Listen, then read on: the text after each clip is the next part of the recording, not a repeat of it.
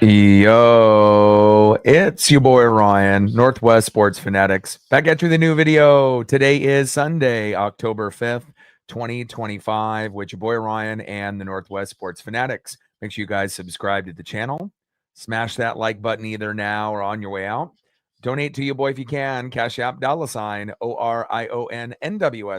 or the YouTube Super Chat right here. We got the Tampa Bay Buccaneers versus the Seattle Seahawks. Kickoff is going to be here in roughly 5 minutes. So let's cue up the music, take a look at the thumb, and let's get into some Sunday afternoon football. Let's go, baby. Throwback matchup, 50th year anniversary for both of these teams that both came in 1976. And definitely excited to be able to share the thumb. And again, we know we're underdogs going into this matchup. We're both 3-1. And I'll go over the injury report here in just a moment. Obviously, it was very, very long for Tampa. And at the end of the day, we have about 5 guys each that are going to be inactive, but 5 key guys on both teams. So we'll see where it goes. Hope everyone is having a fantastic Sunday. And then as soon as this one is over, we're going to jump right in to the ALDS game number 2, where the Seattle Mariners and the Detroit Tigers are going to go at it. Let's get it. Happy Sunday, everyone.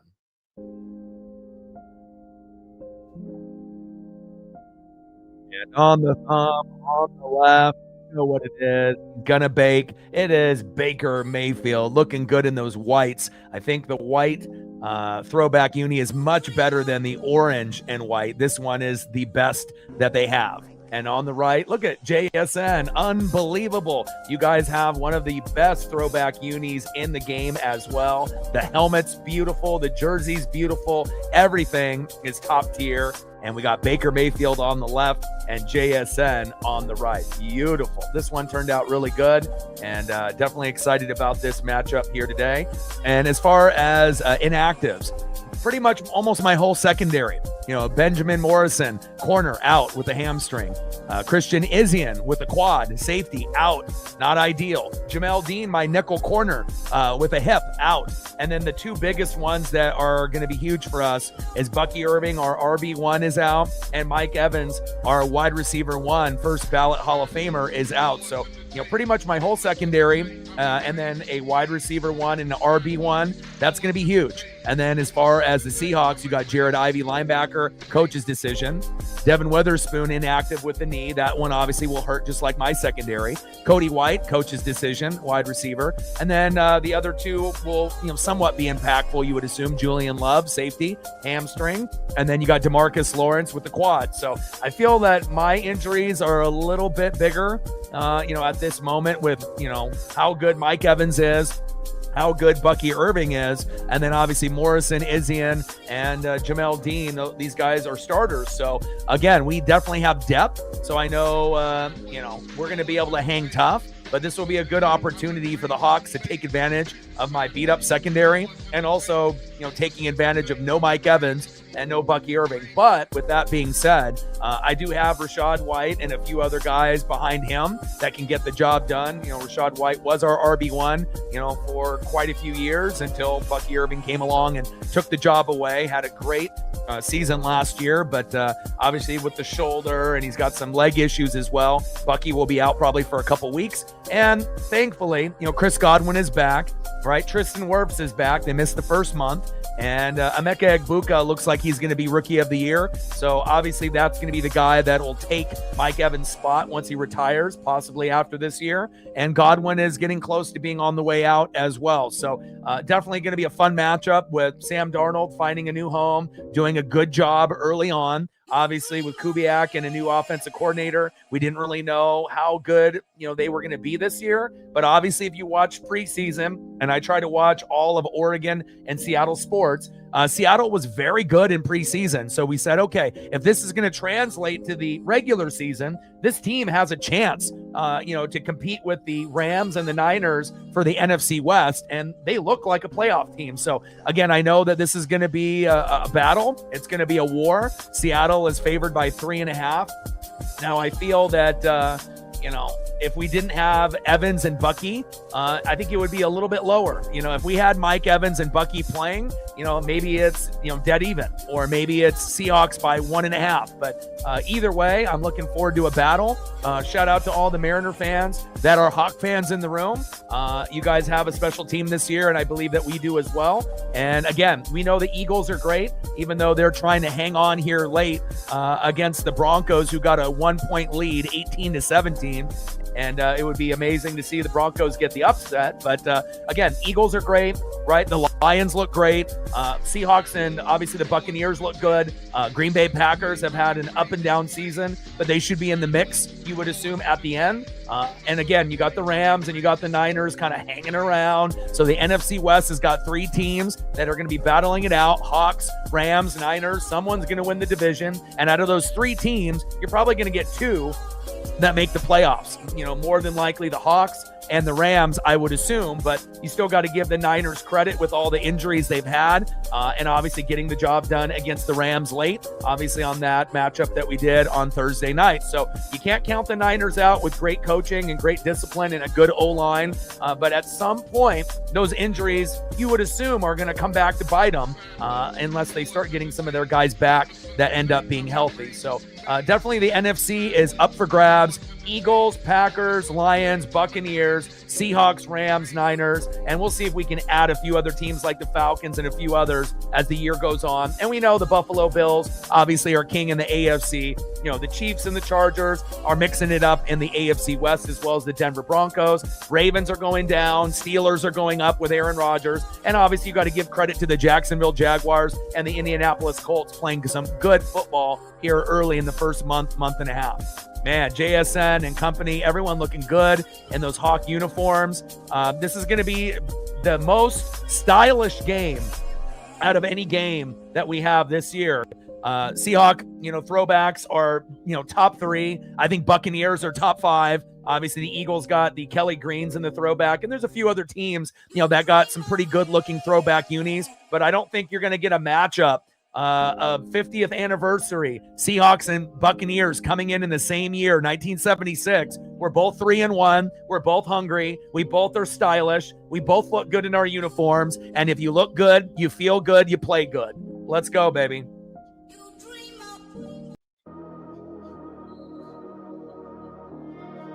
Tyler in the building, what's good? Steven in the building, what's good? Cody Navis in the building, and the Hawks kick off. Here we go, live on CBS.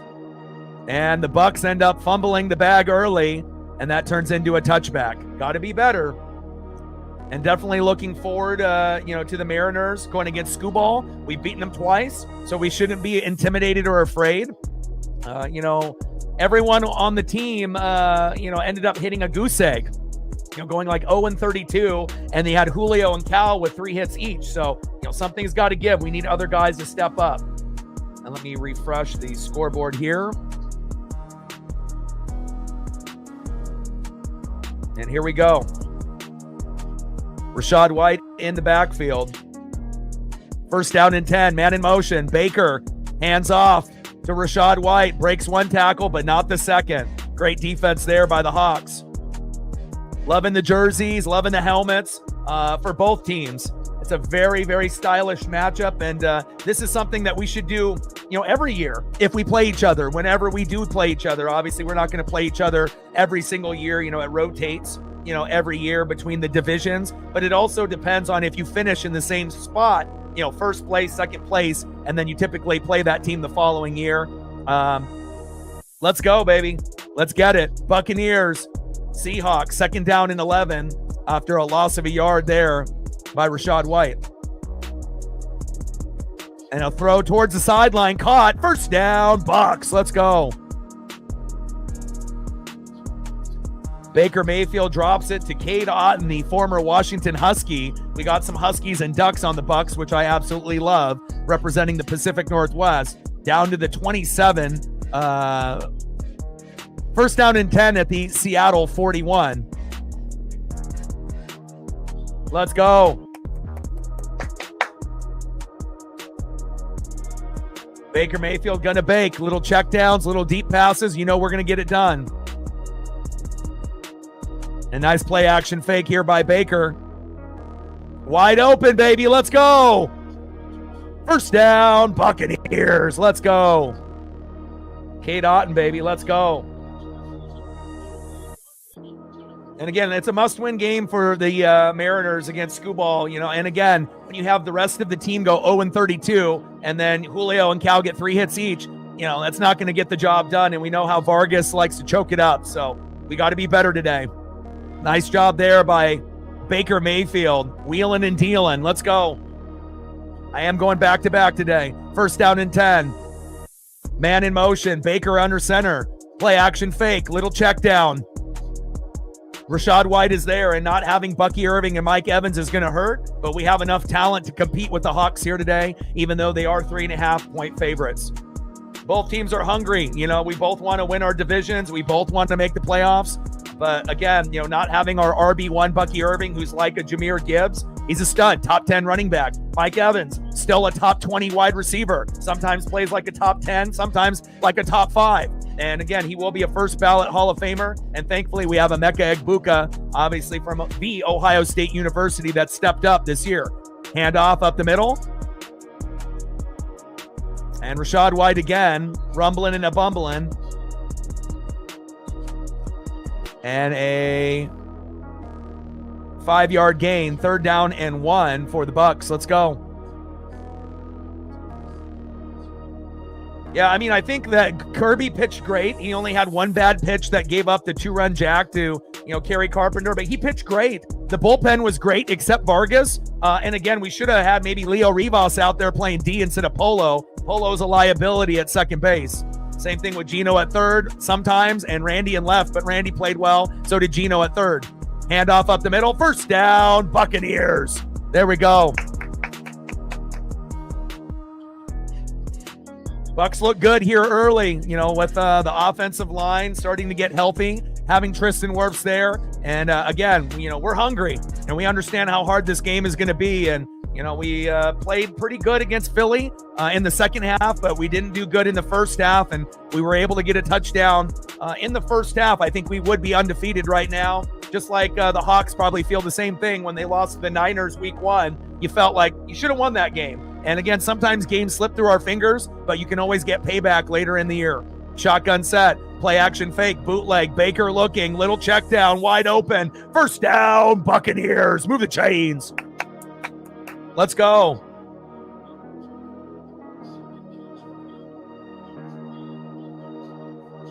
Nice job by Baker.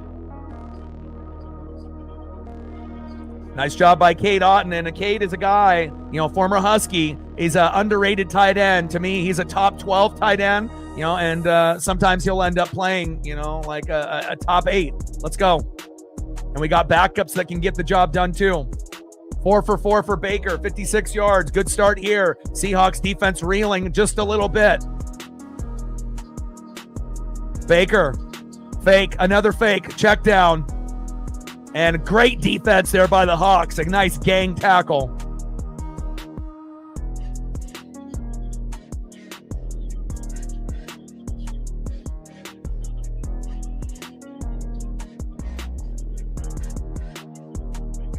Yeah, there was a few, things, but again, you got to think 0-32 for everyone, and then only Cal and Julio with 3 hits. We can't win that way. It's just point blank period. We need other guys to step up. George did great, as a starting pitcher. Everyone did great in the pen. It was really Vargas and the rest of the supporting cast that didn't show up. Baker, shotgun set on 2nd down and 14, scrambling, going towards the sideline, looking, pump fake, and a little short pass towards the sideline there of a couple.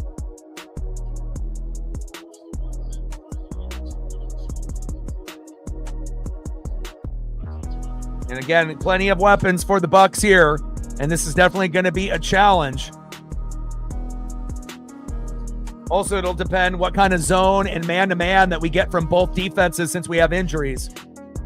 Field goal is up and good. 3-0 Bucs. Not exactly what we wanted, coming out of our first drive, but again, it's better than a 3-and-out, and it's definitely better than a block punt for a touchdown on our first drive against Philadelphia at home last week, which was not ideal. That set the tone, obviously, and it was not good. And And obviously, we know Baker Mayfield can get us as many yards as we need to be able to get the job done. And again, we'll take a field goal early on. Let's go.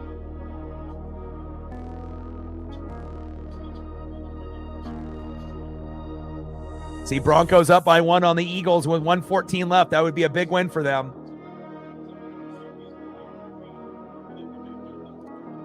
Yeah, big win for your Colts, beating the brakes off the Raiders 40-6. Saints beating the Giants 26-14. Cowboys beating the Jets 37-22. Panthers beating the Dolphins 27-24. Texans finding a way to win 44-10 against a Ravens team with no Lamar. And then Vikings winning 21-17 against the Browns in London.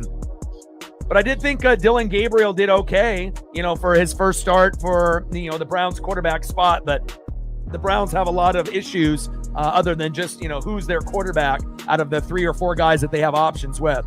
Pretty good drive there for Tampa.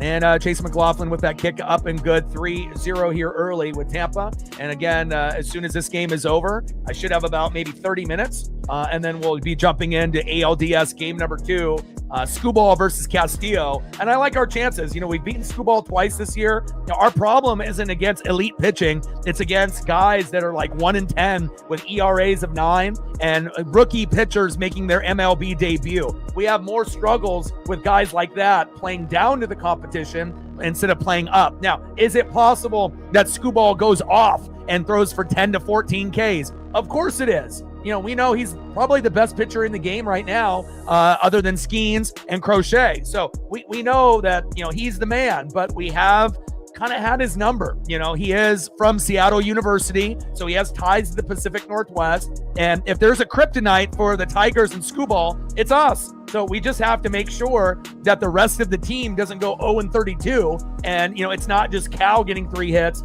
Julio getting 3 hits. And also, with Dan Wilson, don't have fucking Luke Raley play at all. Should have had Victor Robles play that whole game. And on top of that, for offense and defensive purposes, but also, if we're going to be able to get into a jam or we're going to have to go long innings, right? Why not have Spire and Bizzardo go 2 innings? You're going to have to adjust. You just can't have Spire go 1 and Bizzardo 1. If these are your best guys, as well as Brash, sometimes these guys need to go 2 innings each, so that way we don't have to fucking play Vargas at the end of the game and lose. Imagine if we had Bizzardo go 2, Spire go 2, Brash go 2, Mooney go 2, then maybe, we don't have that problem. And I get it, it's not ideal for guys to go 2 innings, but it's not like they can't. And again, it's going to help us win games rather than throwing in a Vargas and having him blow the game at the end. So that's kind of my take on things. We'll see if they make the adjustments, but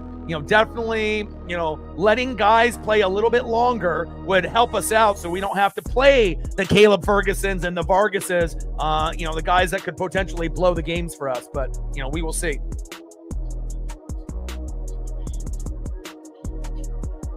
$11 plays, 69 yards, 7:03 drive with a 30-yard field goal by McLaughlin to start it off.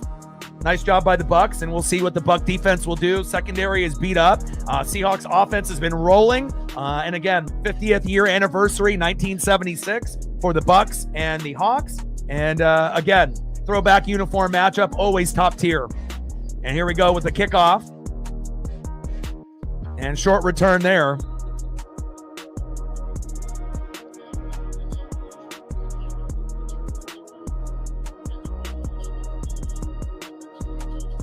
Broncos field goal, nice.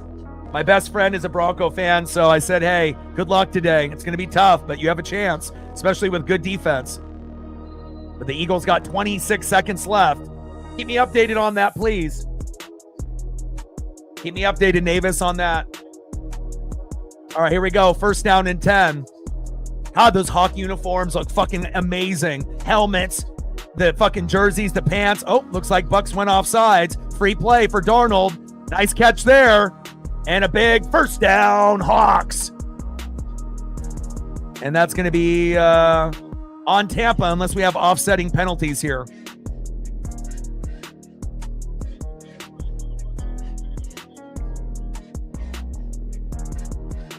All right, what do we got here?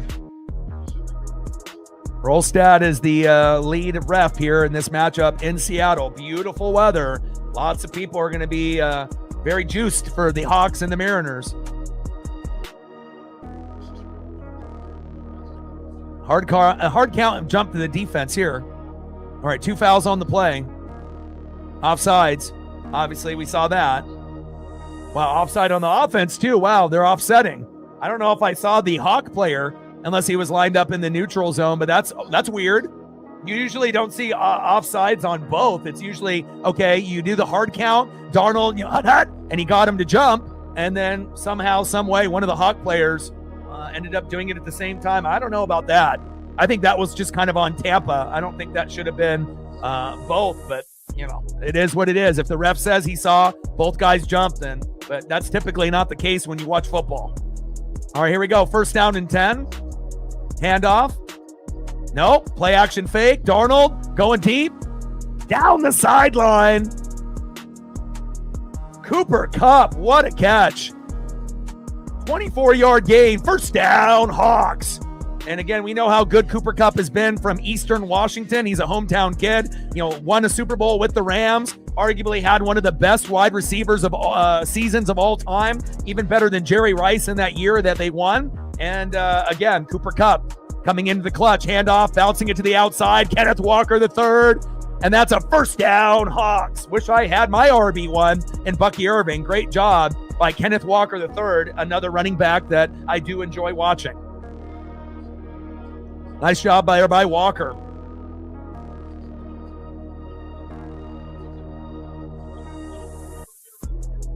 Like, sub, donate, comment, share. If you haven't smashed that like button yet, please do. Help us get to 100 likes, 100 on the dono train, and 5 to 15 subs. 1st down and 10, shotgun set. Handoff up the middle, and the Buccaneers stuff Walker on that particular running play with that halfback dive.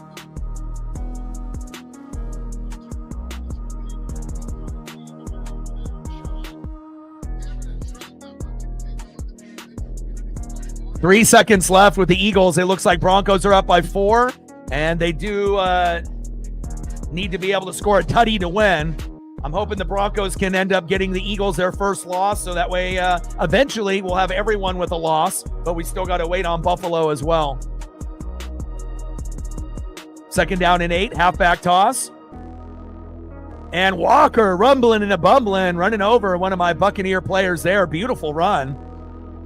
Uh-oh, we got a flag on the play, though. That's probably holding.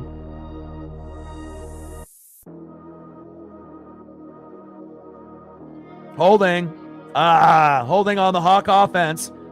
And again, nothing is going to stall a drive faster than holding on the offensive line.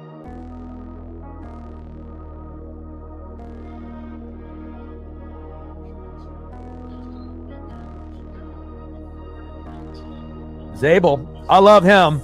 That was a great draft pick for the Hawks. They haven't really been addressing the offensive line as much as they should have after the Legion of Boom era, but within the last few years, they started to address it, and I really like him, even though he had that penalty there. And Walker, bouncing it to the outside. And there we go. Broncos win. My best friend is happy. Let's go. After a couple losses at the end of the game against the Colts and the Chargers, what a big win for them. Awesome.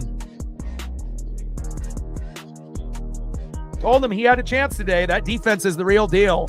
And now we only have one undefeated team left in the Buffalo Bills. And, we'll see when Buffalo ends up going down at some point or another. Great job by Denver.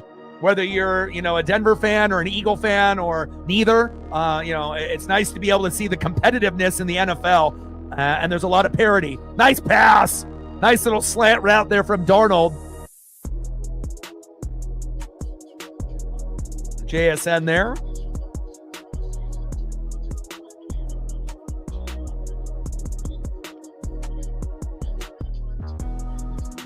Our field goal unit is coming out here for Seattle.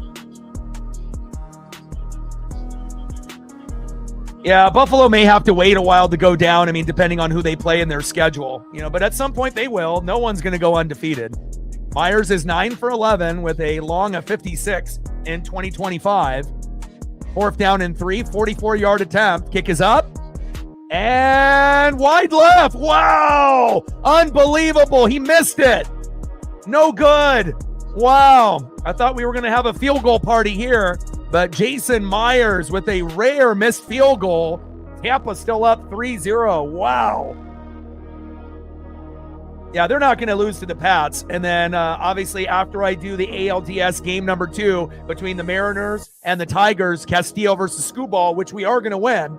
On Monday, they have the day off, so we're going to do Monday Night Football. And I'm actually looking forward, to that matchup with the Chiefs and the Jags. I think that's going to be pretty entertaining. And the way that the Jags have been playing, they legitimately have a chance to beat the Chiefs this year, who are kind of having an up and down season. So that should be a good one.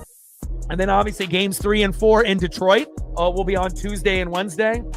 And then obviously if we have Thursday night football, for that day to fill in, if it goes to game 5, which it feels like it probably will. And then game 5 will be back in Seattle at T-Mobile. And we just have to find a way, to win this game, to, even up the series. And then again, do our best on the road, try to win at least one on the road. And then hopefully we can get it back to game 5 in Seattle. And then we can find a way to win with George Kirby at home.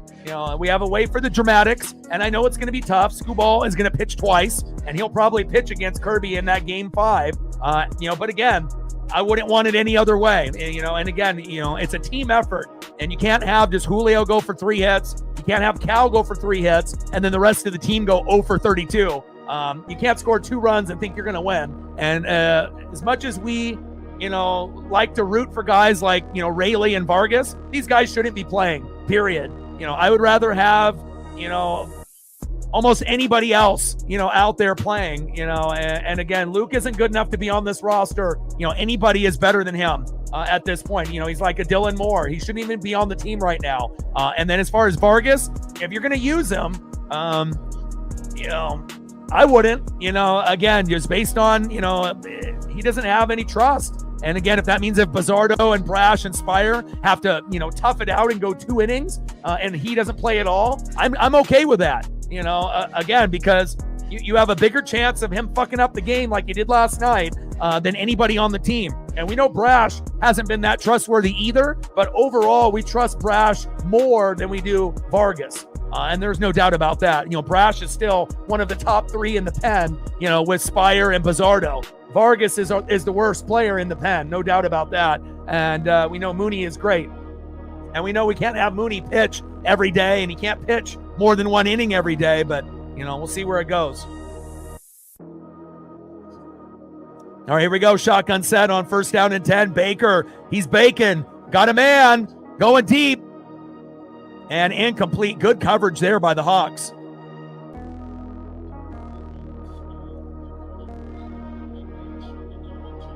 Yeah, you got to understand, too, it's not like we go to the playoffs every single year. This is just the beginning, for going to the playoffs 2 times in 3 years, where we only made it a couple times in 40 years. So this is kind of the beginning for us, but I do think that we are going to play better today. We can get the dub, and then obviously we got to find a way to win 1 out of 2 in Detroit, if not both, and just find a way to dig deep and get the job done. 2nd down and 10, shotgun set, handoff up the middle. Rachaad White with a nice gain there. 6-yard gain by Rachaad White.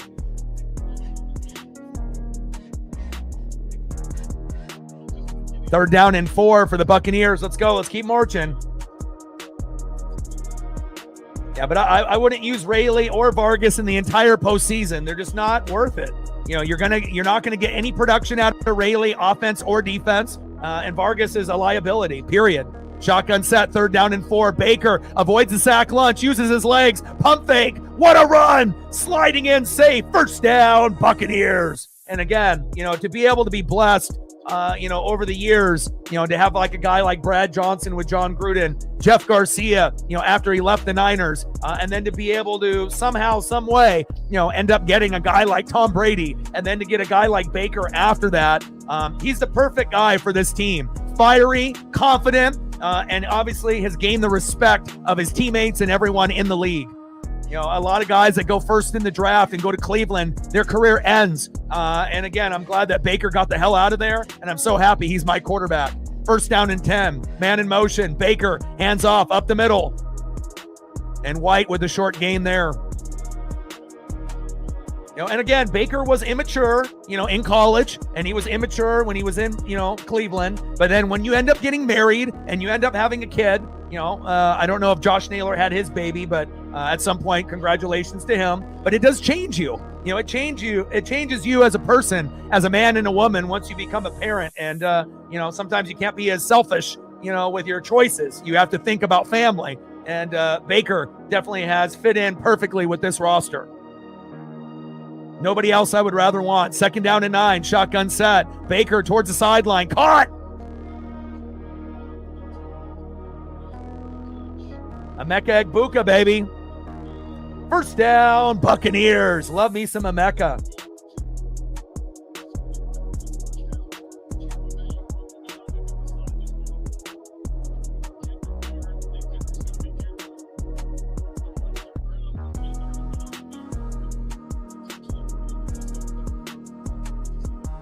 Nice job by Emeka. 4 TDs already, and he's definitely pacing for 10 plus this season.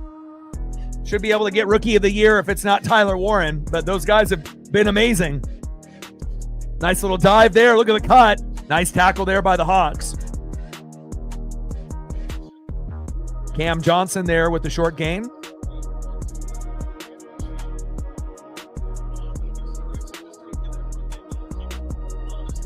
Second down and 7 for the Bucs. Let's go. And again, Baker spends time with the offensive line. They end up, going out to eat and spending time, obviously, when it's outside of football. And, that makes you build tight bonds. You got guys that are going to run through a wall for you. Baker, 2nd down and 7. Looking. Ooh, incomplete. Almost picked off there by the Hawks. Oh, but we got a flag on the play. That might be roughing the passer on the Hawks. And again, you can't have self-inflicting wounds like, going off sides and holding and roughing the passer. Roughing the passer, let's go. And again, we know that Lamar normally when healthy might be the best running quarterback, but this year it's Baker Mayfield. Being able to come back in the 2-minute drill down in the first 3 weeks and coming back in those 3 weeks. As I'm watching the replay there, I don't think roughing the passer should have been called. I mean, obviously they're going to try to protect the quarterback's knees, and sometimes you get guys that fall in to the quarterback, but I don't think I agree with that call. I think that's just something that you pick up the flag and you let it go. Now, if he blasts him and lands on him, then that's a different story. Shotgun set, Baker, looking, avoids the sack lunge, runs, pump fake, and slips.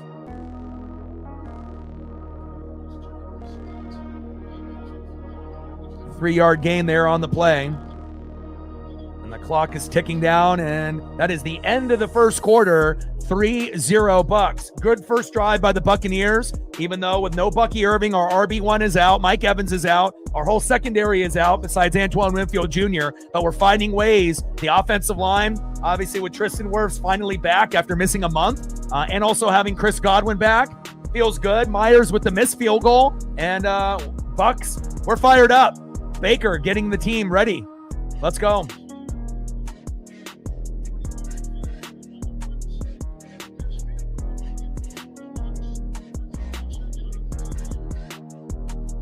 (3-0) here early. So every team in the NFL has at least a loss, except for the Buffalo Bills. Niners 4-1, Hawks 3-1. Tampa's 3-1. Lions are 3-1. Eagles 4-1. Chargers 3-1. Colts 4-1. Jags 3-1. That's awesome. Great to see those teams play well this year. Steelers 3-1, taking advantage of all the injuries by Burrow and Lamar. Aaron Rodgers playing well, and again, you just never know what you're going to get, year in and year out.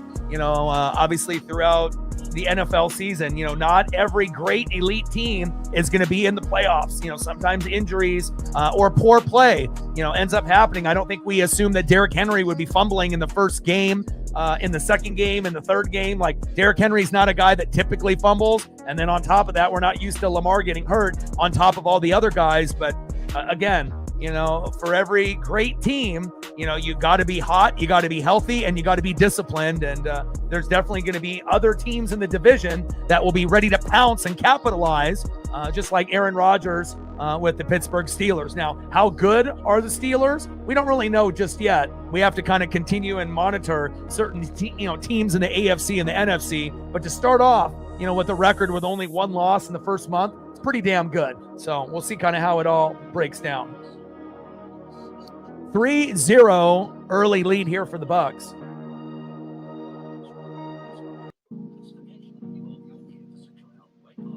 Like, sub, donate, comment, share. If you haven't smashed that like button yet, please do. Help us get to 100 likes, 100 on the dono train. And 5 to 15 subs. If there's a regular or a mod in the room that can give me an update on the likes, it would be greatly appreciated. Where are we at right now? We got 145 in the room. We should be able to hit 100.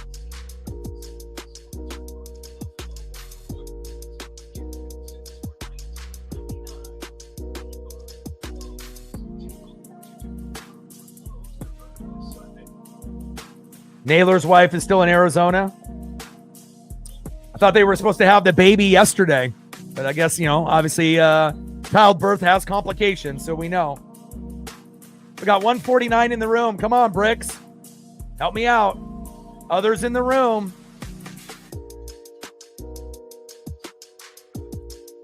Second down and 6. Shotgun set for Baker. Little screen pass. And Rachaad White rumbling and a bumbling.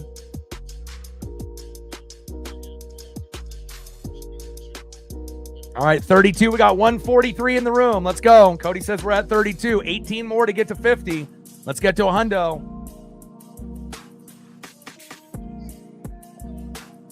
Third down and 4 for Baker and the Bucs.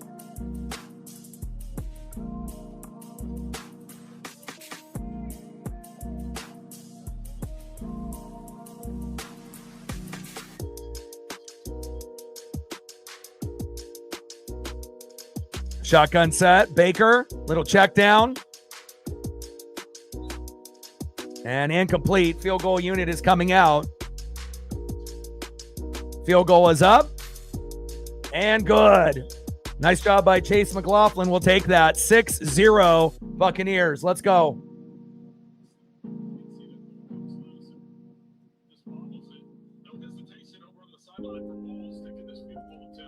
And obviously we know, field goals aren't going to get the job done. Obviously we had Jason Myers already miss one. McLaughlin is 2 for 2 and he's battling an injury. So for him to be able to be out there today is huge. And again, the touchdowns will come. We might have to wait to the second half before the game kind of opens up, for JSN, Kenneth Walker III, Emeka Egbuka, Rachaad White, Chris Godwin, K-Dot is like that. But so far, Tampa, in control, but again, things can switch and flip up real quick.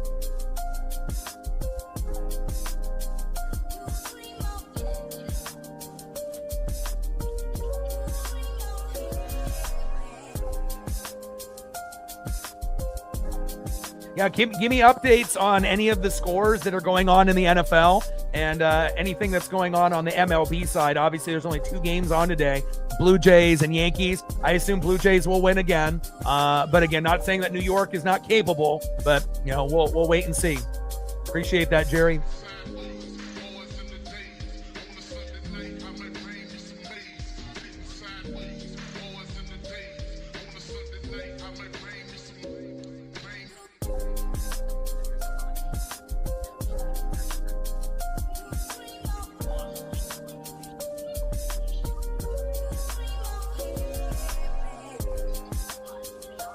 I don't have the new throwback. Obviously, the ones that they're wearing in the game today. But I got the Devin White Super Bowl sewn jersey. Again, I got quite a few old school and new school players. I'm a defensive, kind of fan. So usually for me, it's linebackers and safeties and whatnot. But, I do have some offensive, players, but most of them are going to be like old school, like Derek Brooks, Warren Sapp, Simeon Rice, players of that nature and whatnot. And then Levante David, Devin White. And even though, Devin didn't pan out with us long term, we wouldn't have won the Super Bowl or even gotten to the Super Bowl without him. He was fantastic out of LSU. And it shows you, sometimes guys, will have a couple great years and then maybe get the money and then end up maybe not having the same kind of love for the game, and sad to say it didn't work out with Devin White. I was really hoping that he would be a Buccaneer for life, but that's how the cookie crumbles. And, I'm happy that he was with us when he was. Otherwise, we wouldn't have won. Big contributions from Devin White, Antoine Winfield Jr., and Tristan Wirfs in their rookie years to help us win. So.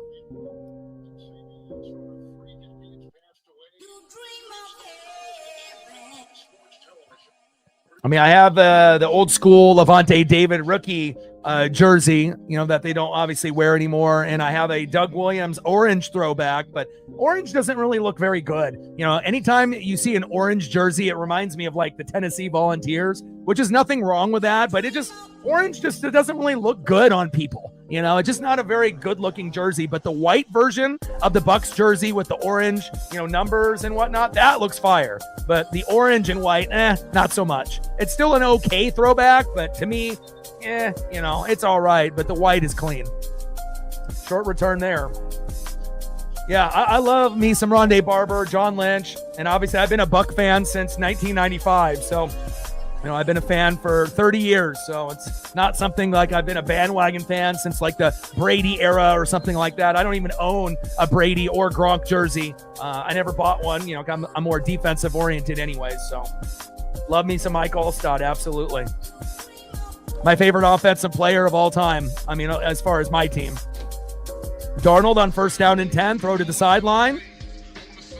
Smith and Njigba, 1st down, Hawks. Nice catch there by JSN from Sam Darnold.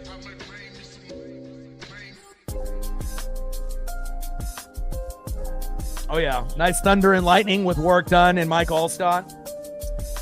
I don't even own a Mike Evans jersey yet, but at some point I will get one. But I think if I was going to get a jersey, before I got Mike, I would probably get Allstott first. But, I don't have any extra money for things like that. I used to buy a jersey almost every season, but, sometimes you have other things that come up as we got a flag on the play. Pass interference, defense.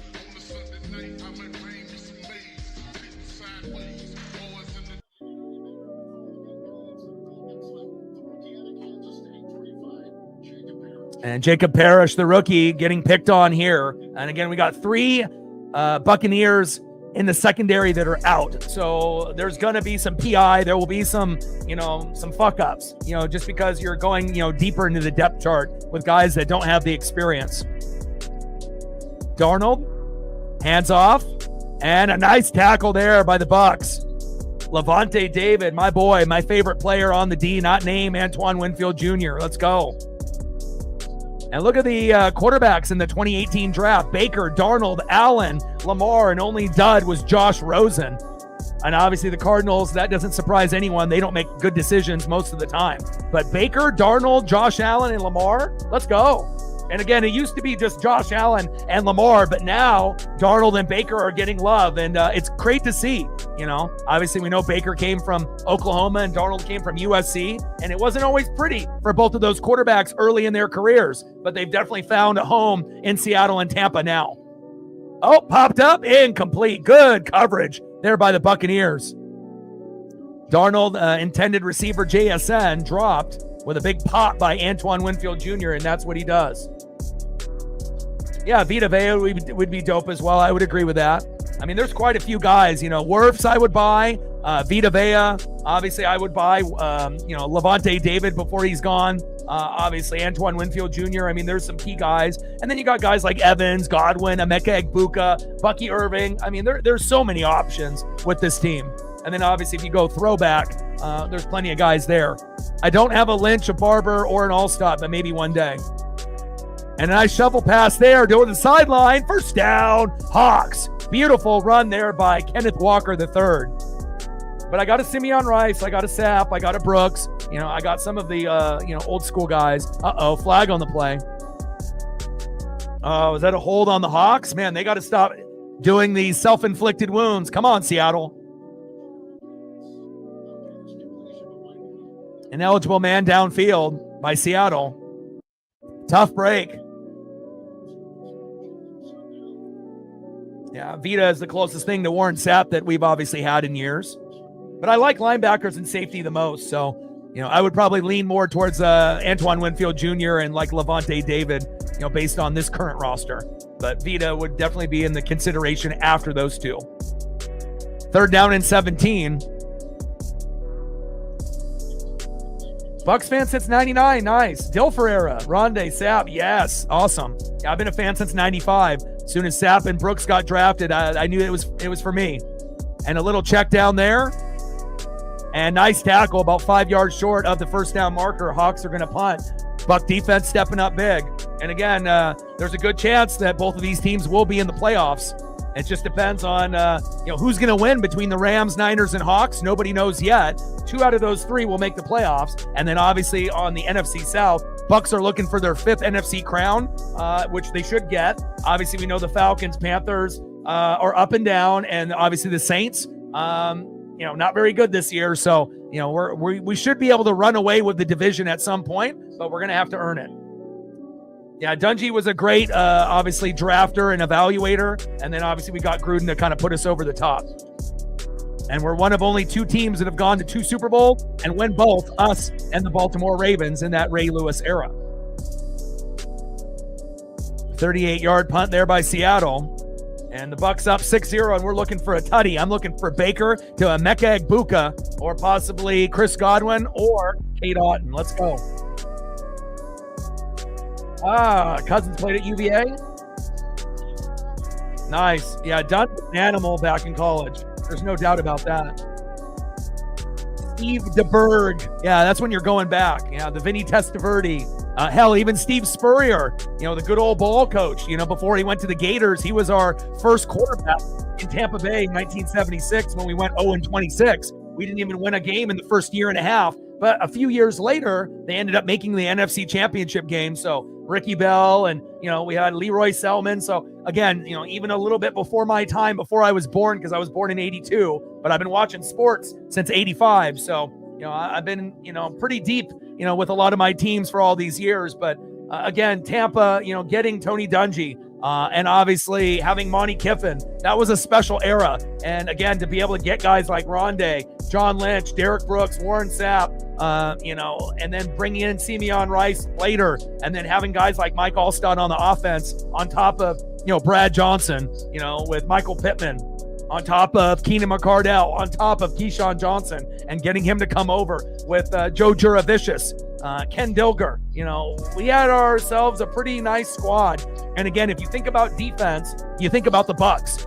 Top 3 defense of all time. 2002 Buccaneers, 2000 Ravens with Ray Lewis, and 85 Bears with Mike Singletary and Richard Dent. Those are the 3 best. Now, the Legion of Boom was great. Don't get me wrong. But if you look at the stats, right, we gave up only 10 touchdowns the whole year. We had 31 picks, right? And again, I think we scored, like 10 times, on defense, 31 picks, barely gave up any points or yards in that particular year. So if you go back and look at the 2002 Bucs, how many times we were able to get, into the end zone, and how many, actual touchdowns we gave up that year on top of like 31 picks, which is pretty fucking insane if you really think about it. But having guys like Simeon Rice, Warren Sapp, Derek Brooks, John Lynch, Rondé Barber, Simeon probably, won't make the Hall of Fame, but he's borderline. And again, he was one of the top 3 edge rushers in his prime with us, a guy that could get 15, 16, 17 sacks, in that stretch. And if we didn't have him, we wouldn't have gone as far as we did. Brian Kelly, Dexter Jackson. I mean, I can name drop everybody. All right, here we go, baby. Let's go, Bucs. 1st down and 10. Handoff up the middle.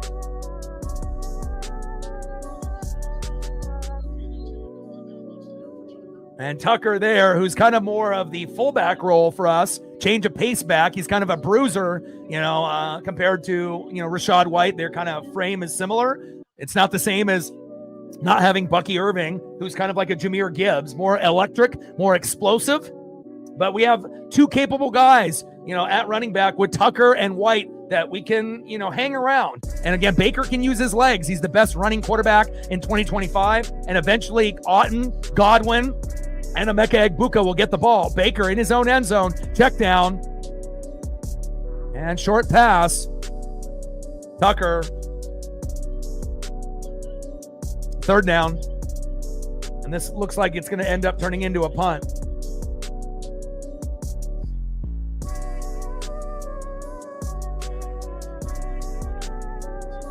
I mean, we had the perfect storm. Perfect storm back then, and again, watching them in 95 and getting, progressively better and better. And just imagine if we actually had a better quarterback than Sean King in 99, we would have beat the Rams and we would have beat the Titans and won that Super Bowl. But, again, it is what it is. You have to lose before you win. You got to crawl before you walk. Little screen pass, good defense by the Hawks, and that's going to turn into a punt. Nice job by Leonard Williams there by the Hawks. But again, our defense was pretty damn good in 99, but the 2002 team was, on a whole nother level. Toby in the building. What's good?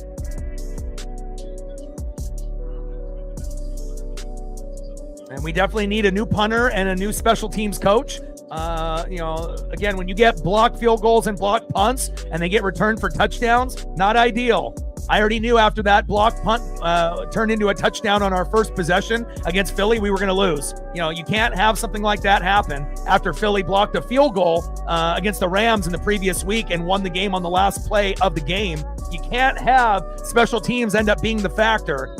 And again, if we would have scored one touchdown in the first half, we only gave up like 6-7 points to Philly in the second half. But maybe with the cracks we're starting to form because Denver got them today. And again, it's going to be very competitive.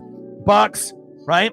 Seahawks, Niners, Rams, Lions, Packers, Eagles, and we'll see if the Commanders can kind of get back in the mix when Jaden Daniels ends up getting healthy. And Toby, I will be doing the Jags and the Chiefs on Monday night since the Mariners will have the day off. So if you're available, come through. And I think you guys actually have a chance to win that game. If it was the Chiefs in years past, probably not. But this year's Jags team, just like this year's Colts team, they can compete with almost anybody. So it's definitely a fun thing to see. Kind of surprised the Texans did as good as they did. Obviously his first couple weeks, they did not look very good. But, Jags and Colts are the front runner in the AFC South. And it's nice being able to see teams that were in second place or even third, kind of jump a spot or two. And we know the Titans are garbage. The Texans aren't very good. And honestly, I'm rooting for the Colts and the Jags. I don't know if you're going to get two teams that are going to be able to make, the playoffs from the South. It's usually only one. But again, if you guys can get above 10 wins, there's a chance that both of you guys could get in, depending on the rest of the division. Like, for example, if the Steelers are the only team that makes it there, Buffalo is the only team that makes it there, then there's going to be an opportunity for the Jags and the Colts to both make it, as well as two teams, maybe the Chiefs and the Broncos, or the Chiefs and the Chargers, or the Broncos and the Chargers. So you can kind of see the West and the South have options. There's three teams in the West: Broncos, Chargers, Chiefs. Two of them are going to make the playoffs. Colts and Jags, you have a chance, but then obviously the North, it's Pittsburgh. Everyone else isn't very good. And then obviously you got Buffalo in the East, and no one else is really good. So it's actually lining up pretty nice for your Jags. And again, I want to be able to see how you guys play against a team that's not as good as it used to be in the Chiefs, but still a team that will probably make the playoffs. I mean, as long as you got Andy Reid and you got Spags, as a defensive coordinator, you got Mahomes and Kelsey, right? And you still have Chris Jones. They're not as good as they used to be, but they're still good enough to get to like 10 wins and get a wild card, if not win the division. So we'll see kind of how it plays out, but I'm really looking forward to the Chiefs and the Jags tomorrow on Monday night.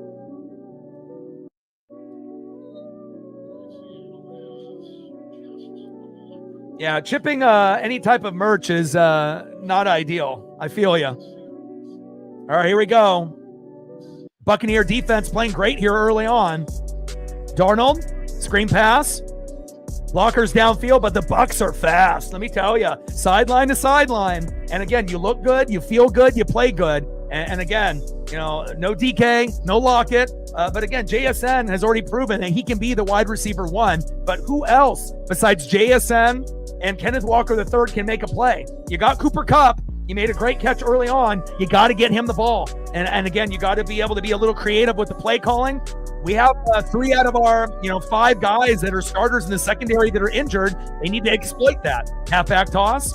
And again, if they're just going to be running it up the middle and doing tosses and this little dinks and doinks, we're going to be able to pull away. You're going to have to test the corners and safeties deep. As long as you're not throwing to Antoine Winfield Jr., you'll be good. If you throw it to him, he's going to blast you, and he'll probably punch the football out. But if you throw it to any other area, you're probably going to be in the mix of things. Especially with all the injuries that we have right now to Morrison, to Jamel Dean, and to Christian Izzian. So, again, 3 of our 5 guys are out, and Mike Evans, first ballot Hall of Famer, and Bucky Irving. Hard to win when you don't have your wide receiver 1 and your RB1, but we're trying to do our best today. Darnold, nice pass. First down, Hawks. Cooper Kupp, nice catch. I don't think we're struggling. It's 7 minutes left in the second quarter. They're at 0. So just because they're getting yards here and yards there, it's just like in baseball. You can give up hits, singles, doubles, triples, but as long as, the field goal doesn't, go down the middle and you're not scoring tutties or you're not getting home runs and RBIs, again, we can give up a little bit here, a little bit there. Darnold, I mean, if our defense is bad, we'd be down 21-0 right now. So Barner, the tight end, first down, Hawks. 4-0 Jays.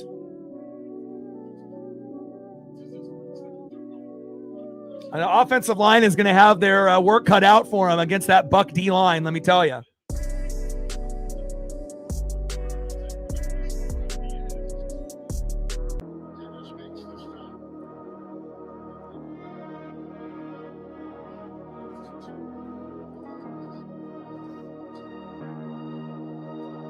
Little direct snap fumble. There we go. Turnover, baby. Let's go, baby. Go Bucks. And we're about to score a touchdown now. Let's go. And that's the last thing that you want, to get cute with like tosses, because a lot of times if you don't time it right, and again, you see those guys, looking you down, you better be focused. Big turnover, fumble recovery. Tyke Smith, my boy. And again, why are you running RPOs? And again, you got blasted when you did it. Walker did his best, didn't get on the ground soon enough, and 3 Buccaneers right there, Levante David, as well as Tyke Smith, which was a great draft pick for us. And just like that, we stalled the drive. So obviously thinking that the defense is struggling. Well, not so much now, right? So we're good to go. And hopefully we can end up capitalizing with an Emeka Egbuka touchdown, and then we can go up 13-0. Let's go. And we're hungry after losing to the Eagles. We're pissed. That was a game that we thought we should have won. And if there's anyone that is a kryptonite to Philadelphia, besides Denver today, it's us. We beat them 5 out of 6 times prior to last week. And again, if special teams was better, and again, it sucks when you lose at home. It's not ideal, but we'll see if the Seahawks can make the proper adjustments in the second half. But the Bucs, after that big fumble, we're going to be looking for putting our foot on the gas, and we're going to try to be able to get Emeka in the end zone, hopefully, or maybe even Chris Godwin. No, you're good, bro. I mean, I'm watching it. I live here in the Pacific Northwest, so again, I'm watching it based on what we get through our cable feed here. So I'm watching it through CBS, obviously that way. So, sometimes people are going to get it slightly faster. Obviously, if you're using like a streaming link, then you're going to be really far behind and whatnot. But yeah, Otten with a TD would be great. No worries, man. You're good, Island. Yeah, but I'm not watching it like on a delay on a streaming link. I'm watching it live. It just so happens that this is how fast it's coming in for me here in Oregon. So.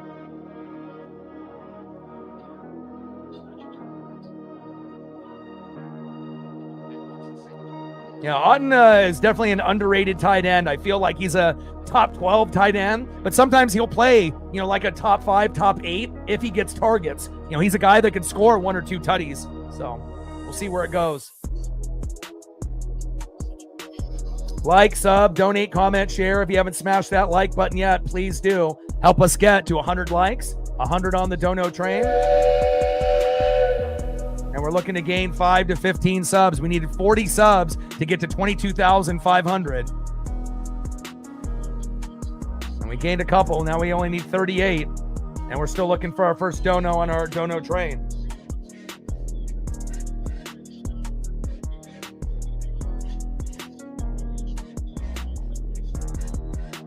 Great job by Tyke Smith.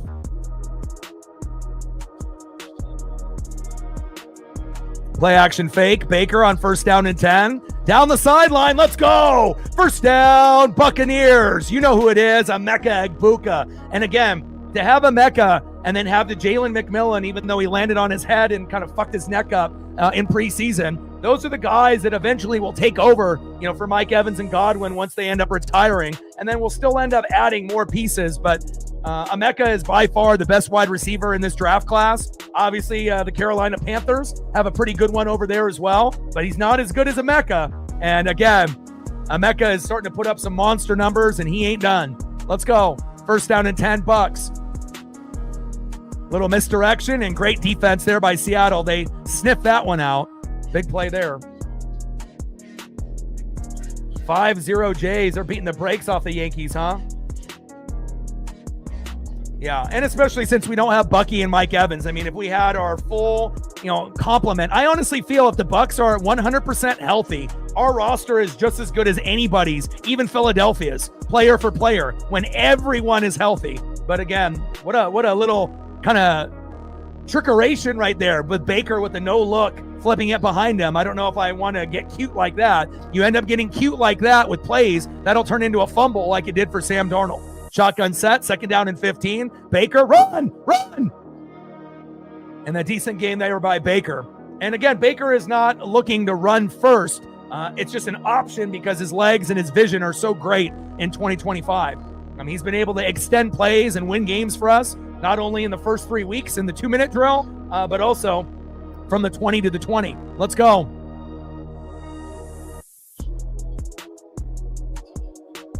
Give me Emeka. Give me Cade Otton. Give me Godwin. Let's go.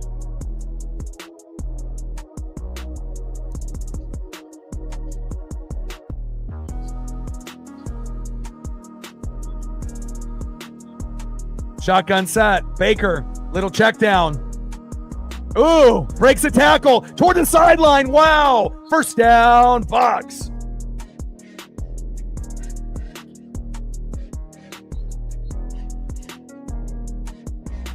Flag on the play.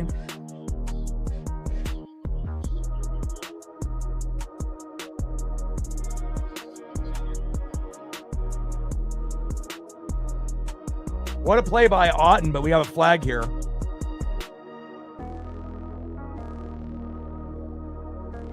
First down, Tampa Bay. Let's go, baby. An eligible man downfield. The Hawks are shooting themselves in the foot, with self-inflicted wounds on offense and defense, and you can't do that against a playoff team like the Buccaneers. Again, you can't do that even against teams like the Niners or the Rams. And look at Cade Otton's athleticism there. Again, that's not a thing that most tight ends can do. That should have been a 5-yard gain, and he turns it into a 17-yard gain. Great job.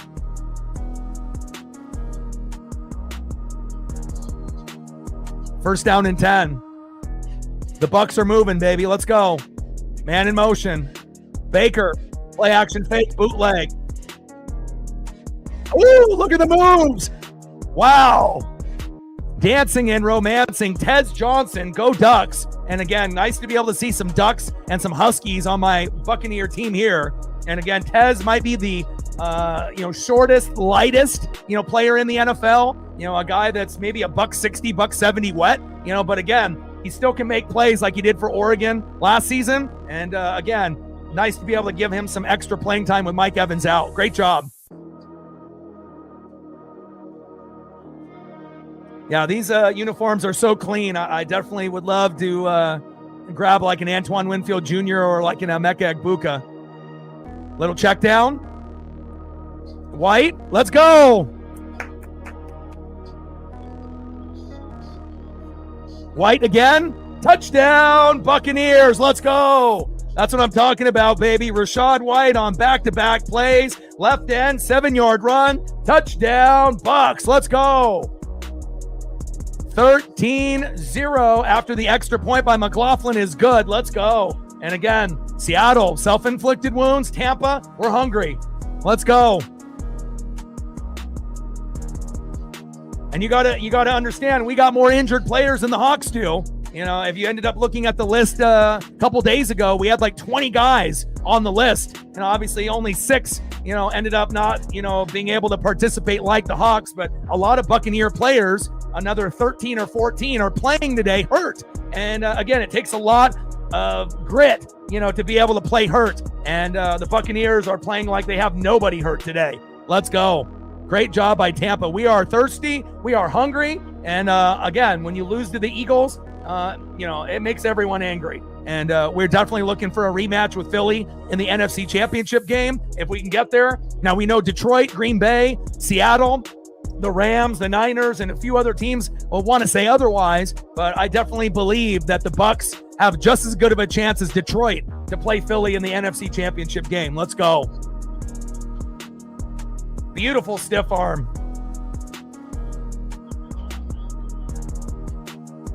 Yeah, I mean, if they went back to these uniforms, except the only problem is the orange doesn't really look very good. You know what I mean? Like, I like the red and the white, that we end up wearing. Even remember the black jerseys that we wore, back in the day? Like early back in the day. The black throwback, it's like they didn't wear it very much. It's like a couple games, but that jersey was pretty fire. But again, the orange version, I don't know. Orange just doesn't really look good, man. I mean, unless you're like a Tennessee Volunteer fan, it's just a little much, but with the white jersey with the little orange, it's perfect. And, hopefully this will be a jersey that they wear a few times, throughout the year.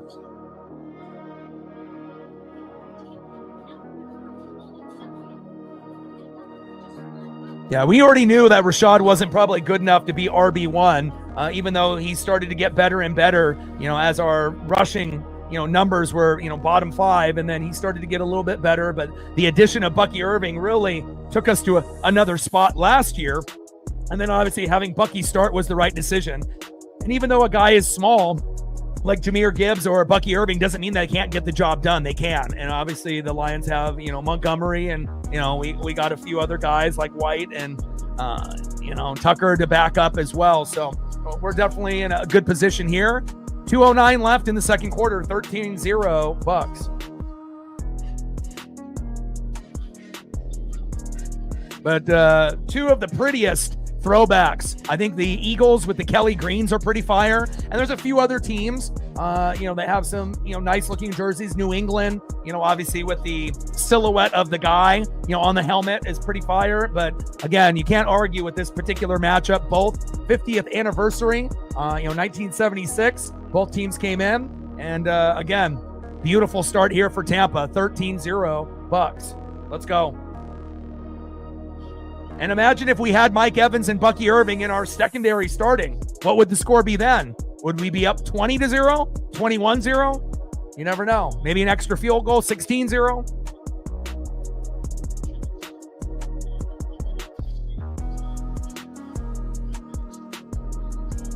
Four and 7 at home, 9-1 on the road. Make it make sense, Seattle. At home, you score 21. On the road, you score 25. Turnover margin -10 at home, +5 on the road. Sounds like the Hawks need to play every game on the road the rest of the year.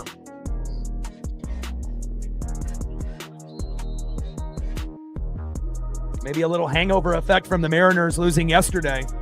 Again, we definitely know there's a lot of people in the Seattle community that rep the Hawks, the Kraken, the Sounders, that still rep the Mariners as well. So Down the sideline. Good return. Get him. And knocked out of bounds. Great return there by the Hawks.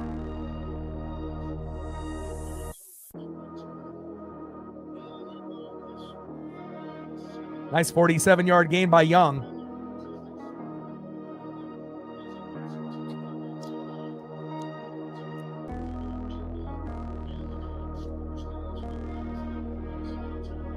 Where are we sitting at on the likes?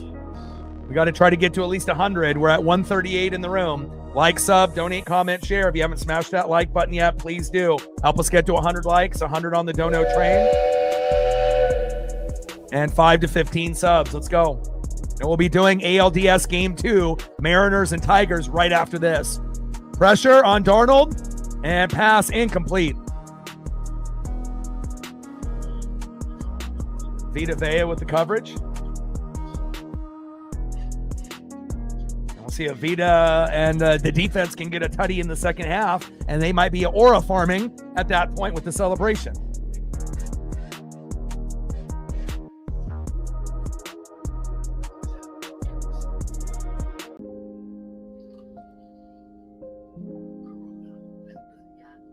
Yeah, but again, Tampa winning the NFC South for the 5th year in a row. That's the goal. We feel we're much better than the Falcons, the Panthers, and the Saints this year. And again, I feel like our biggest challenges are going to be against teams like, the Packers, the Lions, the Eagles, and obviously, Rams, Seahawks, Niners. And obviously we know that some of these records that these teams hold now may not stay true another month from now, but you still got to give credit where credit is due if you're, with only one loss at this point when the first month of the season. Shout out to the Bills, shout out to the Steelers, Colts and Jags, and then obviously with the Chargers, Chiefs, and the Broncos trying to stay close to those teams as well. Yeah, Hawks need points bad. They need to hit at least a field goal minimum, but preferably a touchdown if they want to keep pace with Tampa Bay here. 1:57 left in the second quarter.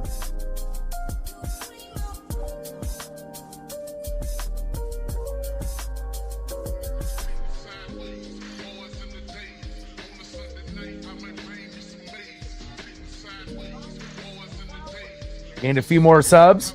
35 more subs to go to 22,500. Let's get there.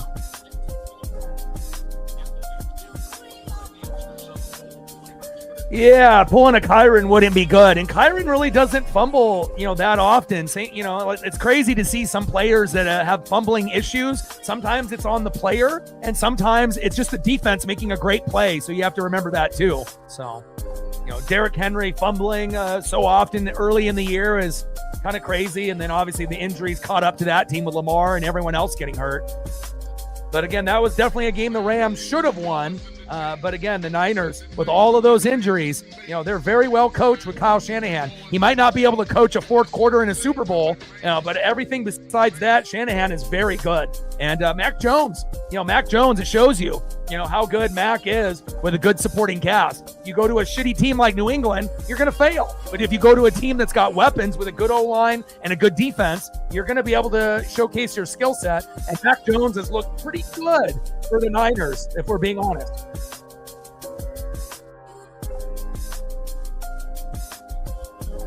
Shotgun set on second down and 10, handoff up the middle. And again, they have to find ways to get Cooper Kupp the ball, as well as JSN, doing a little these dinks and doinks with little slants and hitches and running it up the middle. You ain't going to run through Vita Vea.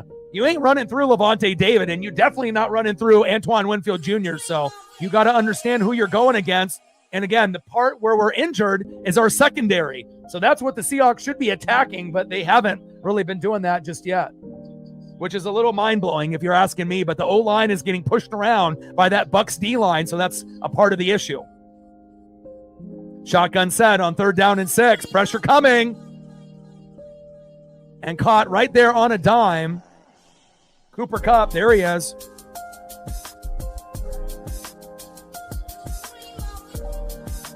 First down, Hawks.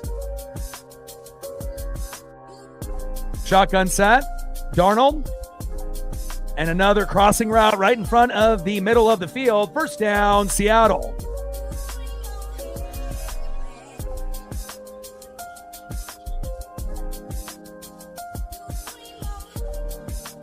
Plus, the Niners are a very disciplined team with Lynch and, Shanahan. It shows you, that you can pretty much put any kind of quarterback or running back on the Niners, and they're going to be successful. You got a good O-line. You got a good defense. You got good coaches. You got Saleh back as defensive coordinator. That makes a huge difference. And again, even with no Kittle, no Juwan Jennings, no Ricky Pearsall, you got CMC. You can, obviously feed him, but again, you need other guys to step up. And, that was a very entertaining game to say the least. Hawks need points desperately here.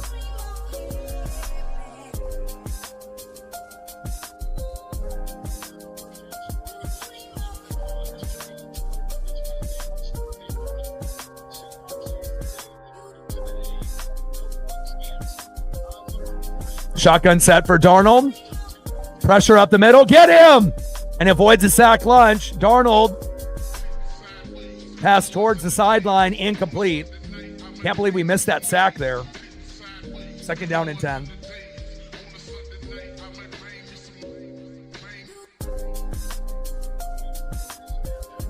And again, you're only as good as your offensive line and your defense. You could have amazing players at quarterback, running back, wide receiver, and tight end, but it doesn't mean shit if you don't got an O-line that can block and protect the quarterback so he can go through his progressions and open up the holes for the running back. Ask the Chiefs how that went with the Buccaneers in the Super Bowl. Mahomes had 0 touchdown passes. So you could have Mahomes and Kelsey and all these amazing weapons, but defense wins games, defense wins championships. Period. Quarterback, running back, wide receiver, and tight end, they put butts in the seats, right? But again, they don't necessarily always win games. The O-line, the D-line, the defense, the coaching, and the play calling, that's what wins games in football. If you got no O-line or D-line, you ain't doing shit, period. But again, a lot of people think, it's about the quarterbacks and the running backs and the wide receivers and the tight ends because the media says so. Well, the media is fucking stupid.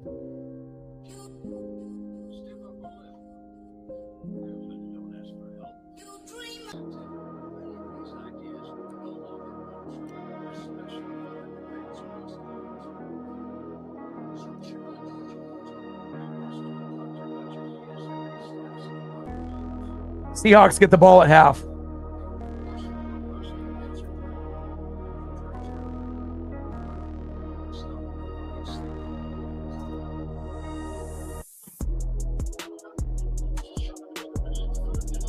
Third down and 4. Pass towards that sideline. First down, Hawks. This is a pretty good drive here for Seattle. Arroyo there with the catch. Come on, Bucks. We need Antoine Winfield Jr. to create a turnover. Definitely got to hold them to 3 if we can. Easier said than done because they're driving.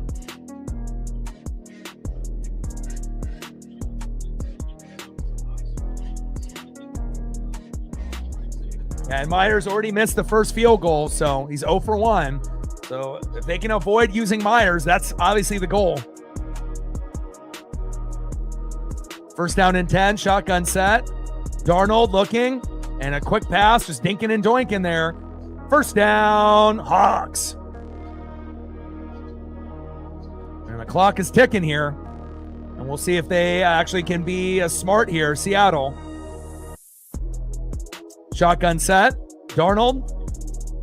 And complete, almost picked off. Zion McCollum. Man, if he would have been able to get his hands on that, that's a pick 6, baby. Oh, Zion. So close. That could have been a 100-yard pick 6. My goodness. Yeah, our kicker is good, but our punter is terrible. One of the worst in the league. And our special teams coach got to go too. 2nd and goal, timeout. Seattle. 9 seconds left. We got to hold them here.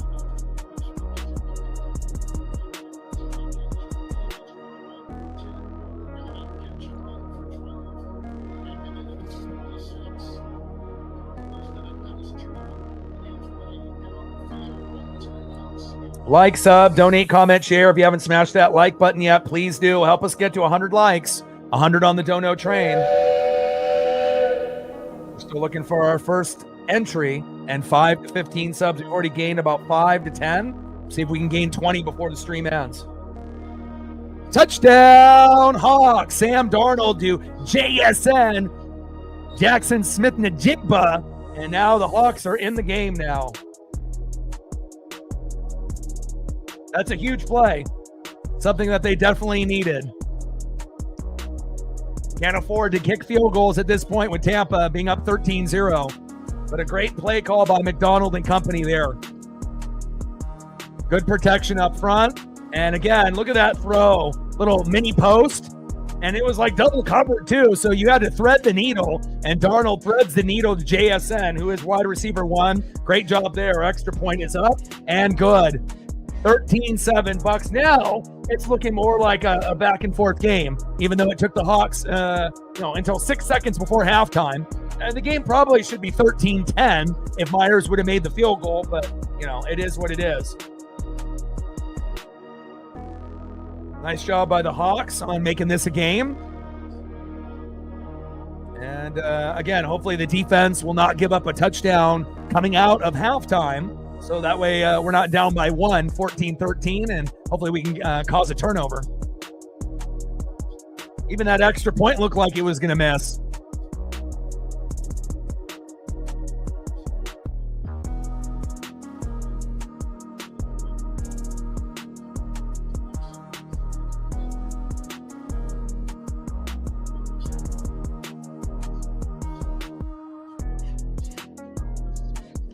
(21-6) Cardinals over the Titans, 14-0 Lions over the Bengals, Chargers up 10-0 over the Commanders, Pats Bills later tonight, nobody's watching, and then obviously Vikings beat the Browns 21-17, Colts beat the Raiders 40-6, Saints beat the Giants 26-14, Cowboys beat the Jets 37-22, Broncos with the big upset over the Eagles, let's go, 21-17, I love that.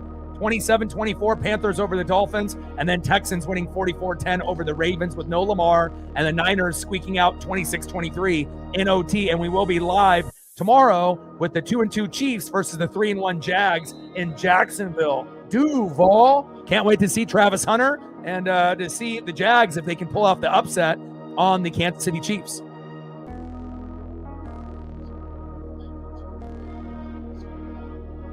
And we're at halftime.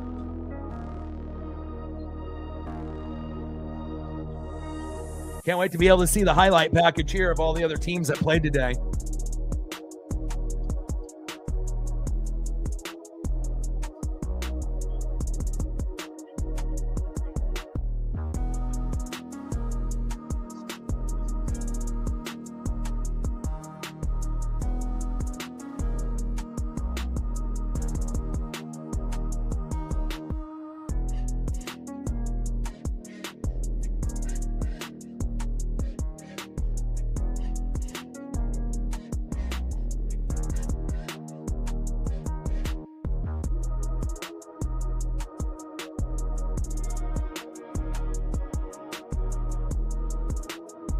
And halftime won't be too long here. We got 10 minutes, so it'll go by very, very quickly.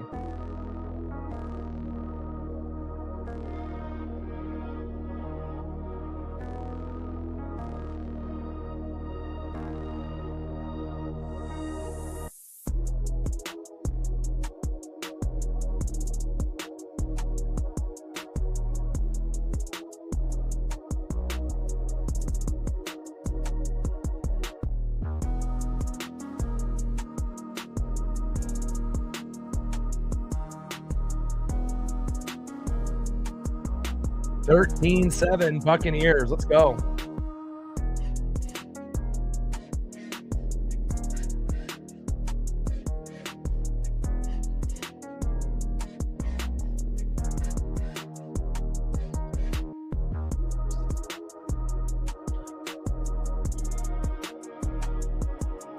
I mean, it would have been better for Tampa's defense not to give up that touchdown late, but again, it's going to be hard to be able to, keep them off the board when we have 3 out of our 5 starters injured, in the secondary. So you knew at some point, JSN, Cooper Kupp, and some of these guys are going to get into the end zone or make big, chunk plays. But again, we've been able to limit, a lot of the damage because of our front 7. with our front four on the D-line and our linebacking core. So as long as we can put pressure on Darnold, then we won't get exposed as badly, with the secondary injuries that we have. So, because again, I don't like seeing, Mike Evans and Bucky Irving out for the offense, but we have enough pieces to still make it work. But to have Izzy and Morrison and Jamel Dean out, that's not ideal. But we still got Zion McCollum and Antoine Winfield Jr. out there. So I know that we can still compete and make plays. And 13-7 halftime lead for the Tampa Bay Buccaneers.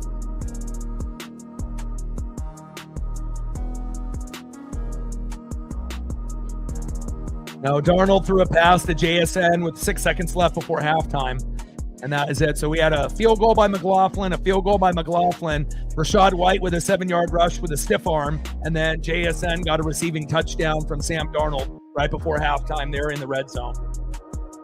Grand Slam Jays 9-0. They're going to the ALCS. There's no doubt about that. Blue Jays, I hope against Mariners, but we'll see.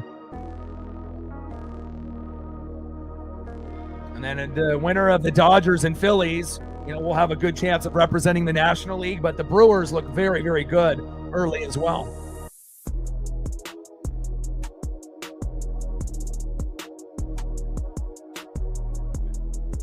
Marine Bean in the building. What's good? I saw your post, and I saw Seattle's social media team post that as well last night. And again, not ideal, when Cal and Julio get 3 hits each and everyone else goes 0 for 32. Kirby pitched great. The bullpen was good except for Vargas. But again, you can't have just 2 players step up and everyone else with a 0. Don't have Luke Raley play. Don't fucking play Vargas. Have Bizzardo and Spire go 2 innings if needed. So that way we don't have to worry about Vargas fucking it up. And, Luke Raley shouldn't even be on the team right now, period. He's not good on offense or defense. He's a liability. And maybe we could have gotten something out of Victor Robles. That didn't make any sense. Bringing Luke Raley in for Victor Robles, you're hurting the team. And, hopefully we can, we beat Scooball twice this year, so we got to do it 3 times in a row. Easier said than done. And then we got to try to win 1 out of 2 in Detroit. And obviously it'll be Logan Gilbert and then probably Bryce Miller. We'll probably win the Logan one, maybe lose the Bryce Miller one, and then we have to come back in Game 5, Scooball versus George Kirby in Seattle to make it against the Blue Jays in the ALCS more than likely. But I still think we can do it, but we got to win, obviously, today. And we'll be doing that game as soon as this one is over for the ALDS Game 2 between the Tigers and the Mariners.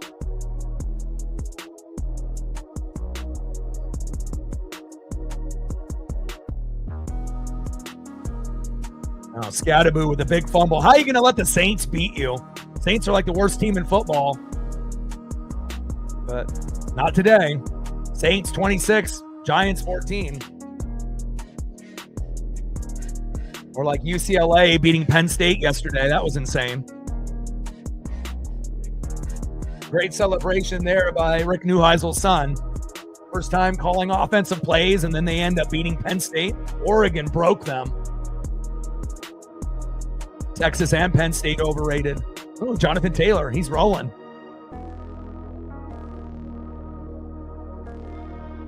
Yeah, Brewers are fantastic. Blue Jays are, and the Blue Jays are doing it with no Bo Bichette on top of that, and again, Blue Jays are very, very nice.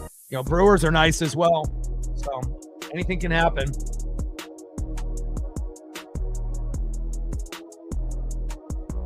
Carson Wentz leading the Vikings to a victory. Dylan Gabriel getting his first chance to start for the Browns, but no starting quarterback has ever won for the Browns as a rookie, and that continues to stay true. Baker is so money. There's not one quarterback I would want, obviously, you got guys like Josh Allen who are amazing, right? And Jalen Hurts, but Baker's personality and his fieriness and his competitiveness, are perfect for this team. Jalen is a little bit more reserved, and obviously Josh Allen will show some of that fire as well as a bigger quarterback, but Baker is the perfect guy to represent Tampa Bay moving forward. Brewers can beat Dodgers. Yeah, they could. It's possible. The Brewers had the best road record out of any team in baseball this year, so they're the most, battle tested at home and on the road, and after game one against the Cubs, they look like they're, looking for that opportunity to play, the Dodgers or the Phillies and try to beat them and, make the World Series. So quite a few really good teams still left in the baseball playoffs. That's for damn sure. All right, we're going to be done from halftime here in like 3 minutes. Let's go, baby.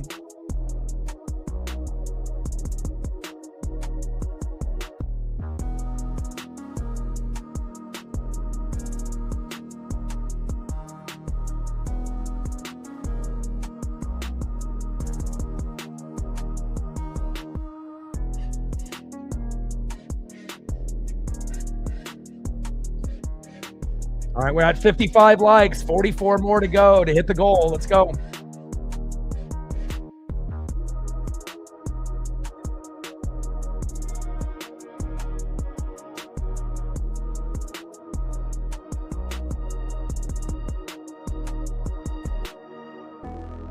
$55 likes, 45 to go for goal. Let's go.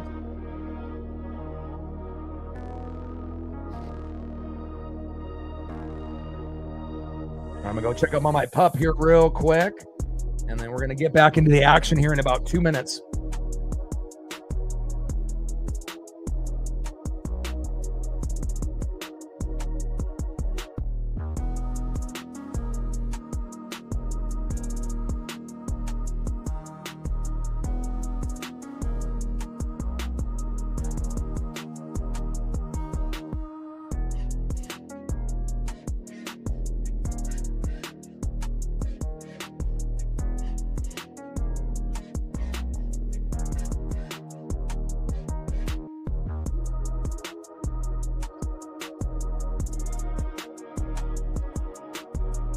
All right, 2 minutes and counting here for halftime.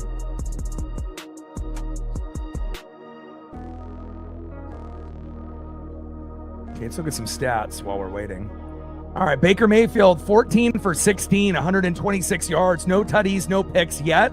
But again, we're going to get a touchdown with Baker at some point. Rachaad White, 6 carries for 21 yards and a tutty. Baker's got 4 carries for 16 yards on the ground. And for receiving, Cade Otton, 3 receptions, 56 yards. Emeka, 2 for 33. White, 3 for 16. Godwin only with 1. And that hopefully will be better as the game goes on. Tyke Smith with that big fumble recovery. And then for the defense, Jacob Parrish leading with 5 tackles, 2 solo for the team. And let's take a look at Seattle.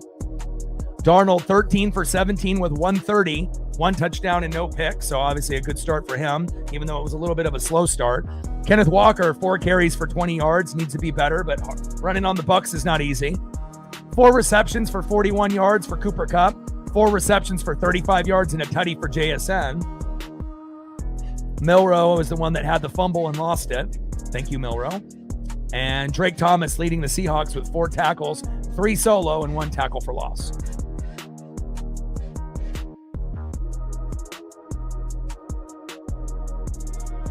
11-0 Jays. Wow. Yankees, they are done.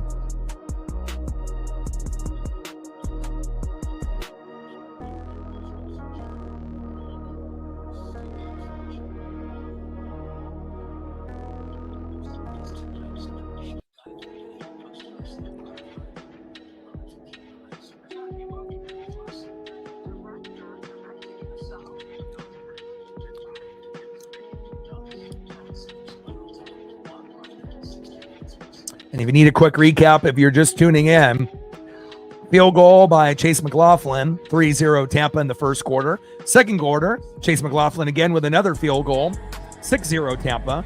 Then Rachaad White rumbling and bumbling on back-to-back plays and a big stiff arm towards the sideline into the end zone, 7-yard rush.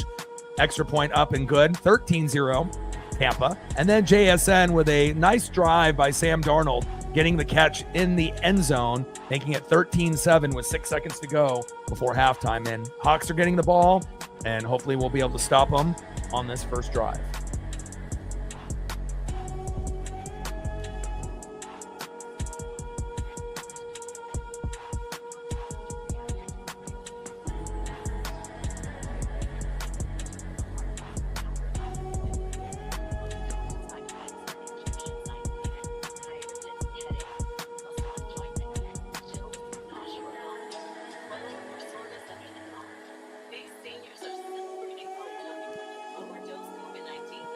So Tigers are going with their same lineup as yesterday.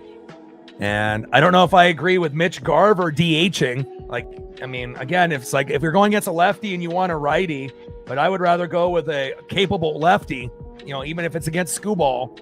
But you never know. Maybe Mitch Garver will end up being the unsung hero. But Dan Wilson not doing the greatest job as a manager in his first year in clutch situations. But hopefully he'll be better today because we need to win. Because obviously if we go down 0-2, essentially it'll be almost impossible for Seattle to win 3 in a row. I mean, could they do it? Yeah. But, obviously 2 games in Detroit and then that game 5 would go back to Seattle. But we have to win today to give ourselves a chance to win in 5. And even then will be tough because Skubal is pitching today and he's pitching in game 5 more than likely against Kirby on short rest. So we'll see where it goes.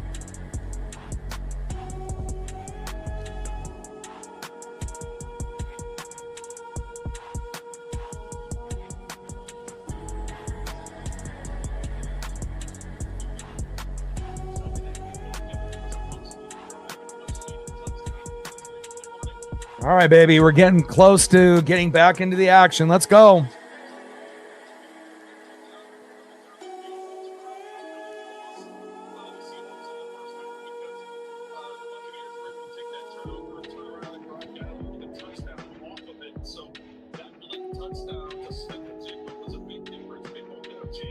Yeah, good momentum shift for the Hawks and JSN for sure.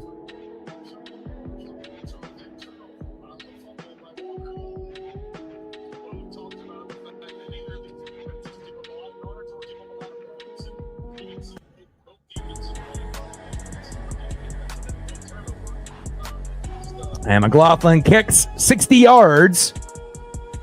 Alani, 8-yard return there to the Seattle 23.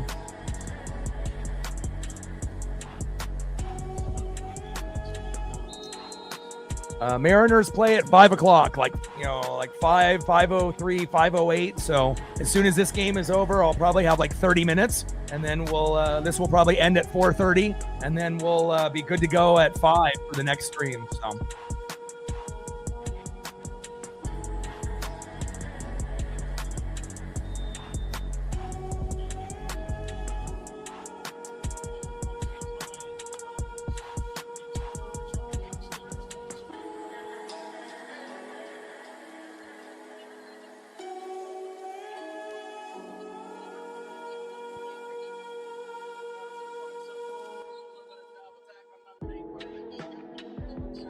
Yeah, the games are going to be on early on Tuesday and Wednesday.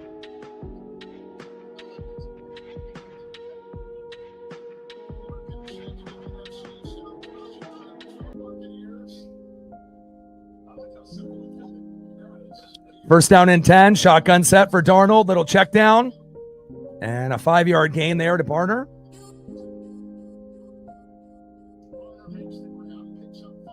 Second down and 5 at the Seattle 28. And hopefully we can end up, forcing an interception or a fumble.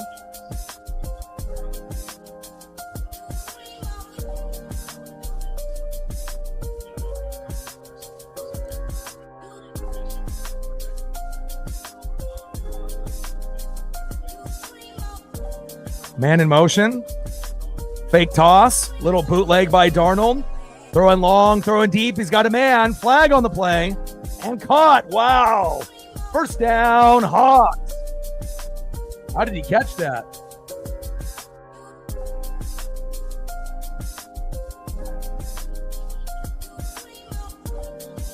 Flag on the play. I assume that's on Tampa.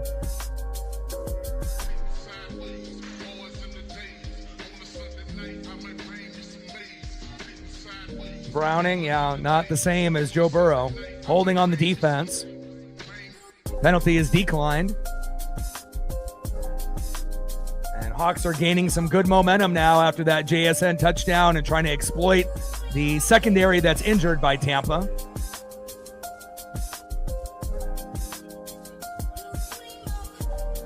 Incredible catch by the Hawks there.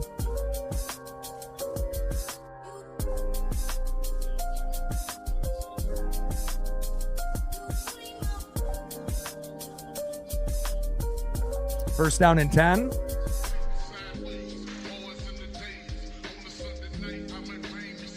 Handoff up the middle. Walker, hitting the seam, the 20, the 10, and down close to the 5-yard line. What a run by Kenneth Walker III. Come on, Tampa. Charbonnet, touchdown, Hawks. And just like that, Seattle responds on the first drive after halftime, and they made that very, very quick. 13-13. We have ourselves a ball game, and this is kind of what I thought the game was going to be like at some point. I didn't know how long it would take, for it to be here. If they were going to strike first and Tampa would come back, or if Tampa would strike first and they would come back. But now we have ourselves a ball game. Extra point is up and good. Myers making one finally. And just like that, Seattle retakes the lead. 14-13. We have ourselves a ball game, baby.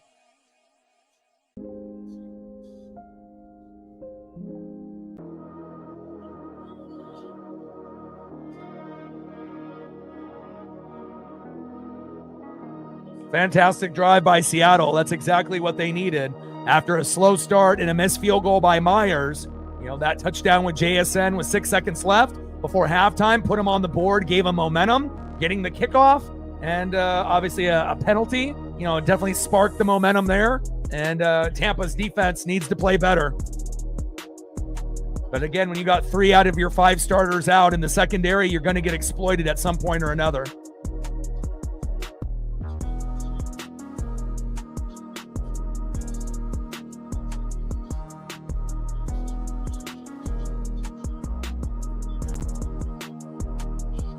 No problem. You too, man. Enjoy the atmosphere, and I do believe that we are going to win. Scooball obviously is 0-2 against us. He played at Seattle University. Again, Cal Raleigh and Julio had 3 hits each. Everyone else on the team went 0-32. That can't happen with guys like Randy and Polo and Naylor, and JP. We need to be able to play better. And, Kirby played well. The bullpen was good except Vargas. And Dan Wilson needs to be better by not substituting Luke Raley for Victor Robles. That was a mistake. Bringing Vargas in, mistake. And again, he's a first-time manager, and again, he needs to realize, who needs to be playing and who doesn't. And, if that means that Bizzardo and Spire need to go 2 innings so we don't have to see Vargas for 1, that's what we need to do. And, it's going to be tough. It's a must-win game. Enjoy yourself out there. And hopefully at the end of the night, the Mariners will be victorious and it'll be tied up 1-1. And we'll go to Detroit, try to split there. And then game 5 coming back to Seattle, Scooball versus Kirby for the chance to play the Blue Jays in the ALCS. So.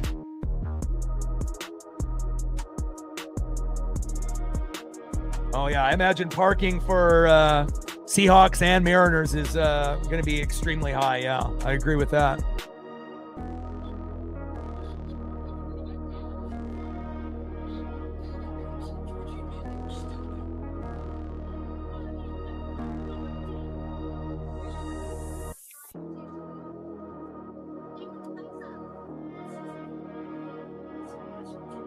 Uber, good choice. And they've already released the lineups. Tigers are playing their exact same lineup for yesterday. And since we're going against a lefty in Scooball, we're going Randy, Cal, Julio, Polo, Gino, Naylor, Garver at DH. I don't agree with that. And then Robles and JP. But, it's like you can end up playing a lefty at DH over a guy that just because he's a righty, I don't like that type of way of thinking, which is kind of a common thing in baseball nowadays.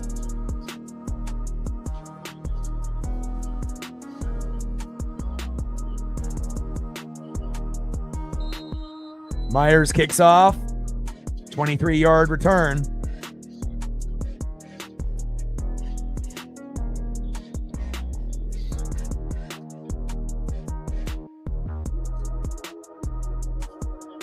(14-13) Hawks, capitalizing on a touchdown with 6 seconds left before half with Sam Darnold to JSN, Jackson Smith-Njigba, and obviously a big touchdown here just moments ago by Seattle.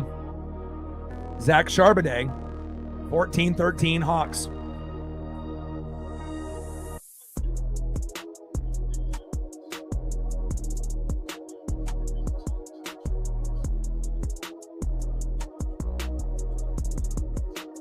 First down and 10.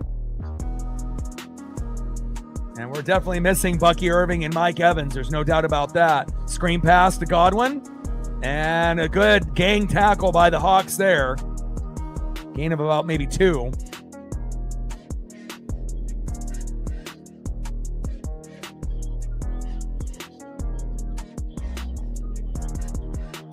Wow, that's wild. And they already beat the brakes off of them in game 1. Unbelievable, huh? But we'll see how New York plays at home. You know, they'll get a lot of calls in their favor in New York. That's for sure. But Blue Jays look very, very strong, at least at home so far. Shotgun set. Baker throw to the sideline. Shepard with a gain of a couple. Third down and manageable here.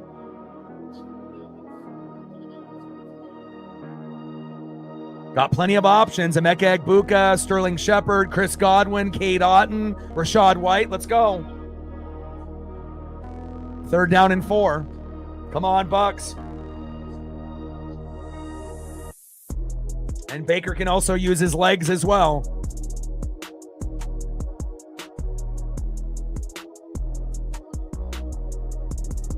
Shotgun set for Baker. Pressure. Blitz coming. Caught. Godwin. First down. Bucks. Let's go. Move the chains.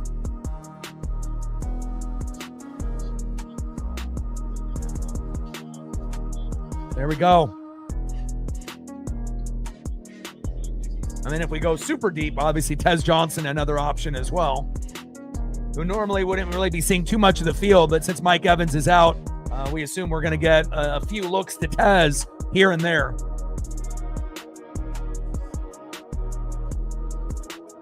First down and 10. Less than 11 minutes to go here in the third quarter. Play action fake. Bootleg. Tez is there. There we go. Use that speed, Tez. 9-yard gain there by Tez Johnson. Go Ducks. Second down and 1 on the Tampa 49. Keep it going.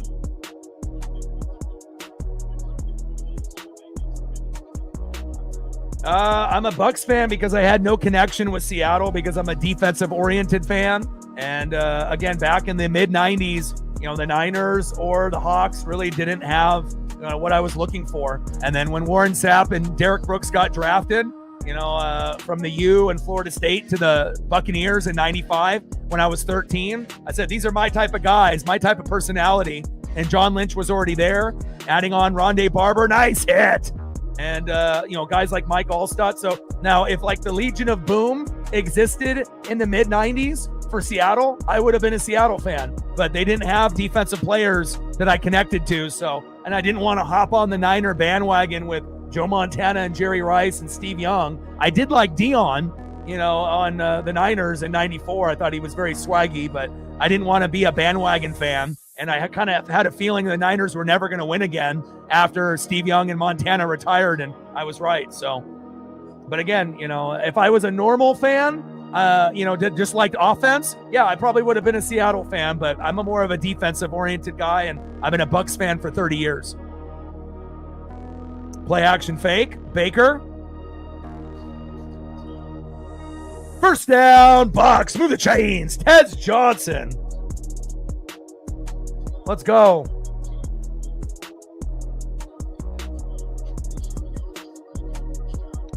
You know, it's not like I don't like quarterback, running back, wide receiver, and tight end. I'm just more of a linebacker, safety kind of guy. But I do appreciate O-line, D-line, defense, coaching, play calling. You know, Derek Brooks, you know, the Warren Sapp, the John Lynch, the Rondé Barber, you know, the Simeon Rice, the Levante David, the Vita Vea, you know, the Antoine Winfield Jr., like, you know, guys like that, you know. But obviously, I still love the offensive weapons we have now and back then, too. Handoff, bouncing it to the outside. Short game. 3-yard run there by Tucker.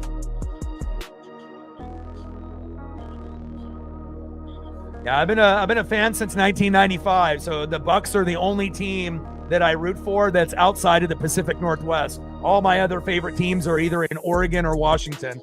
Mariner fan, since '85. Kraken since they became a team in the NHL a couple years ago. Been a Blazer fan since '85. Duck fan, around that same time as well. So it's pretty much Blazers and Ducks for Oregon. Kraken and Mariners for Seattle. Since I live in Oregon and we don't have, pro teams here besides really the Blazers.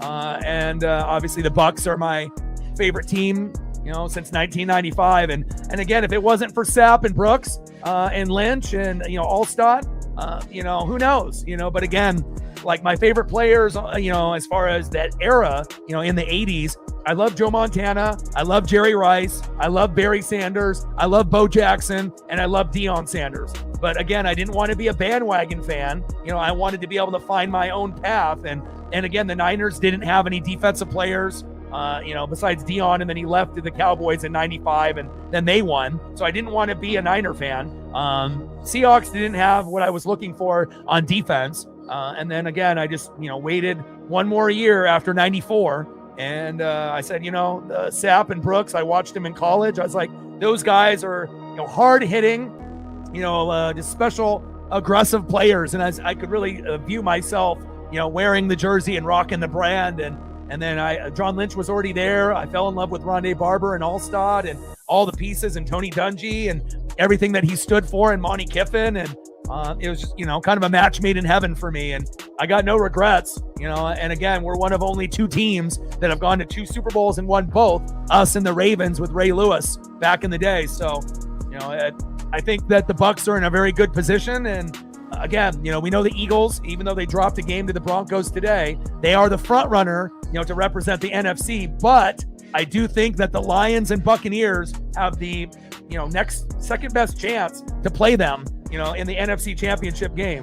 And then after them, you'll have like the Packers and the Rams and the Niners and the Seahawks and kind of some of the other teams that might be playoff teams in the mix. But I feel Eagles, Lions, Bucs are the 3 best in the NFC, in my opinion. And especially if they're healthy, hard to beat. But again, we have to prove, week in and week out that, we are a top 3 team with the Eagles and Lions, which I believe we are. So.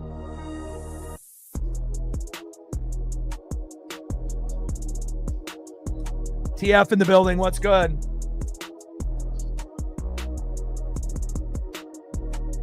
$63 likes, 37 more to hit the goal. Thank you, Bricks. Appreciate you.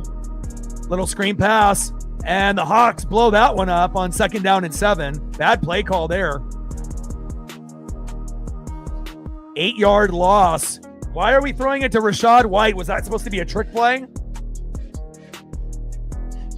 Is that going to be like some kind of like pass by Rachaad White? Or is that going to be like some kind of pass back to Baker? That just failed from the very start. He should have just thrown that away.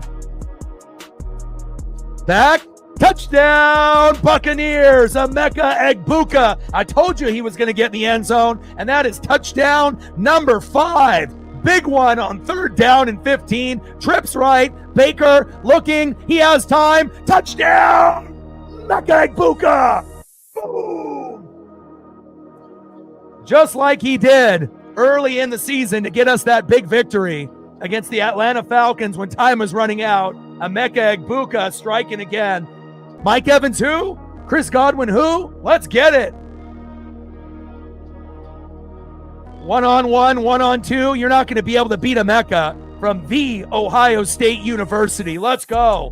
He is going to get Rookie of the Year. Now, Tyler Warren is having a good year for the Colts, but he's not going to have a better year than Emeka Egbuka, baby. That's that Mike Evans replacement. And again, he's showing that he can be wide receiver 1 when Mike retires, more than likely after this year. Let's go.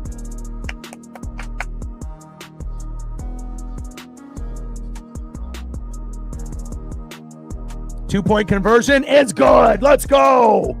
Let's go. Shotgun set by Baker. And look at that. Wow. Unbelievable. And Egbuka again with the 2-point conversion. Who can guard Emeka Egbuka and Baker Mayfield? The answer is fucking nobody. Let's go. And again, I'm not a bandwagon fan. I might be located in the Pacific Northwest, but I've been, repping the Bucs through and through for 30 years since 1995. And again, I haven't seen a rookie wide receiver play like this in a long, long time. Bang! Baker is baking, baby. Let's go. 21-14, and that's exactly what we needed to respond, to after, their touchdown by Charbonnet. And now we have ourselves a game, and there's a chance that Emeka might get in the end zone again. Again, the perfect route, same exact play as we ran against the Falcons when the time was kind of running out with less than a minute to go. And again, if you're going to go one-on-one with a post route with Emeka, Baker can hit you with a dime.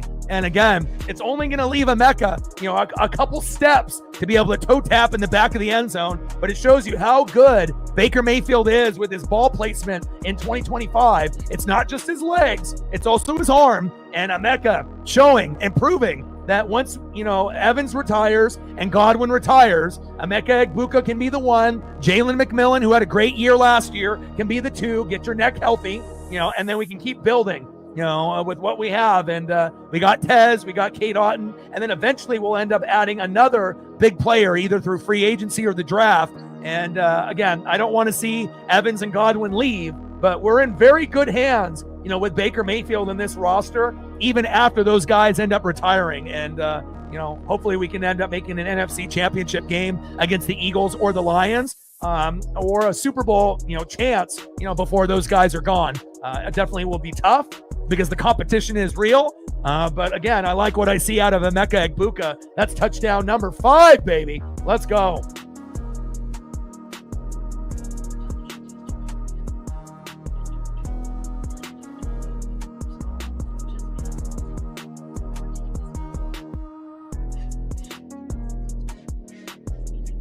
Fire the cannons, baby. Let's go.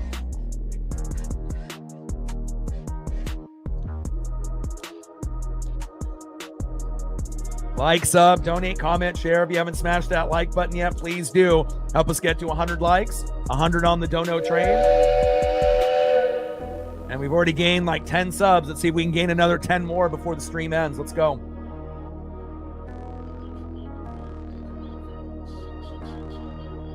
Six for 6 on that last drive. Is that good? 21 for 23, 191 with one tutty, right? And no Mike Evans and no Bucky Irving. Give me a break. The guy is an animal.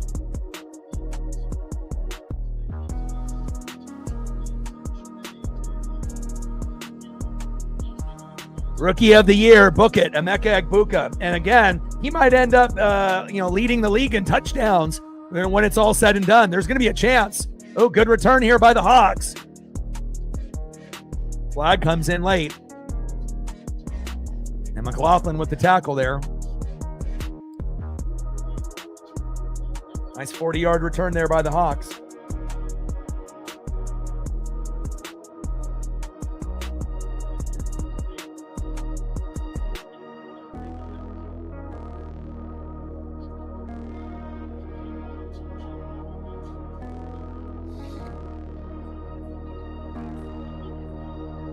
(21-14) Buccaneers. 3 targets, 3 receptions, 53 yards, a tutty, 5 tutties this early in the season. And obviously we're playing, our 5th game. He's averaging a touchdown a game, which is insane. So it's not like we think Emeka is going to be scoring, 15 to 20 tutties when it's all said and done, but it definitely feels like 10 to 15 is attainable.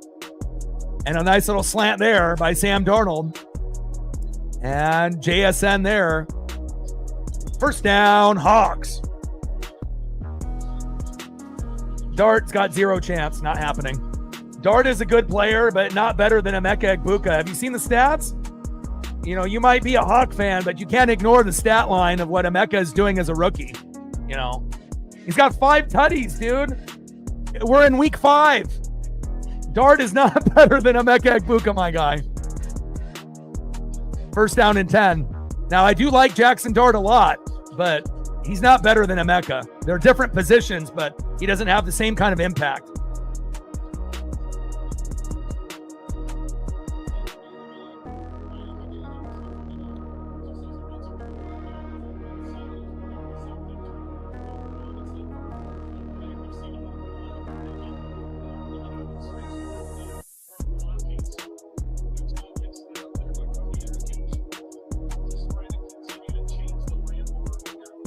Hawks feeling the momentum here, trying to spark back.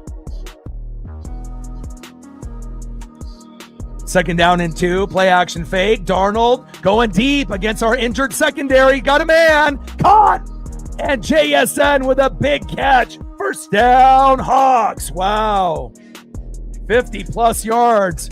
And again, when we have 3 out of our 5 guys in the secondary injured, you're going to get targeted. And again, we have to do our best, in coverage, but great route by JSN and a great catch there. You got to turn and look for the football, Bucks.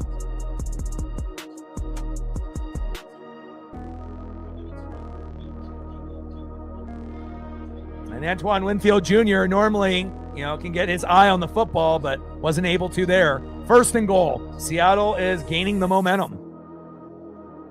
Halfback toss. Kenneth Walker III bouncing it to the outside. And short. 3-yard gain. Diaby and Levante David with the tackles.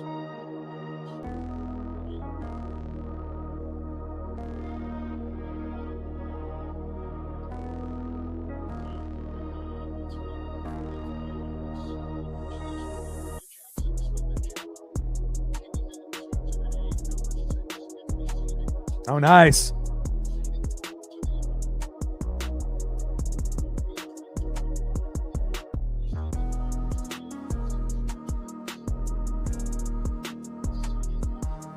Second and goal, handoff up the middle, and stuffed.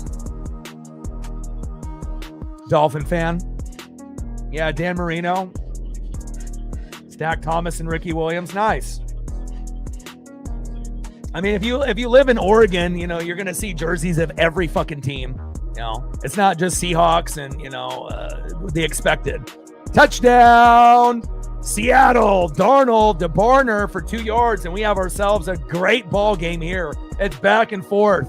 And again, each team trying to exploit the weakness, and they're finding ways to get the job done. And a great play there here on 3rd down and goal, just like we had on our 3rd down. And Darnold finding a wide open man in the back of the end zone, but there is a flag on the play.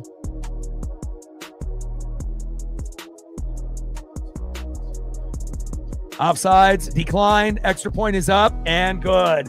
Here we go. 21-21, Bucks and Seahawks. I knew this was going to be a fun game. And again, normally I end up doing just like Sunday Night Football, but we're doing the Mariners, obviously, with the playoffs and the ALDS. And normally these type of situations overlap, and I'm not able to do both. But we should have about 30 minutes between the end of this game and the start, so I can prep for the ALDS game number 2. And I had a feeling that this one was going to be really good. Bucks are the underdogs, obviously with no Mike Evans, no Bucky Irving, 3 of our 5 secondary members out. But we're fighting like hell to try to be able to win this game on the road, and Seattle trying to find a little rhythm as well. Great job by the Bucks so far. Great job by the Hawks. And again, it's a nice 21-21 battle here.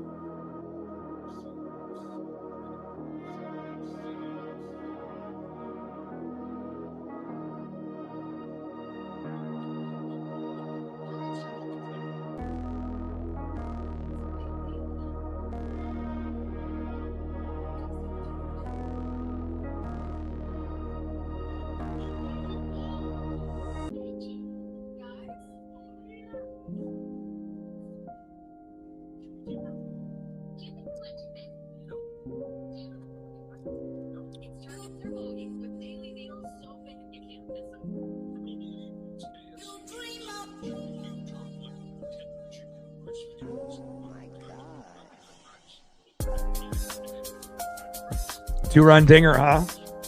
Finally got on the board.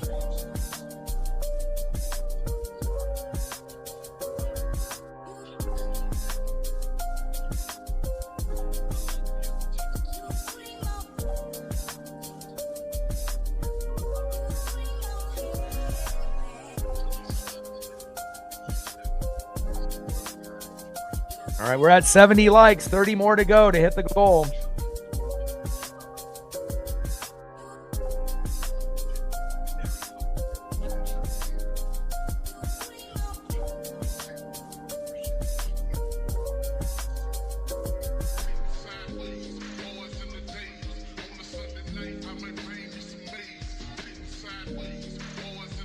Yeah, I was about to say I didn't really understand what you were talking about there.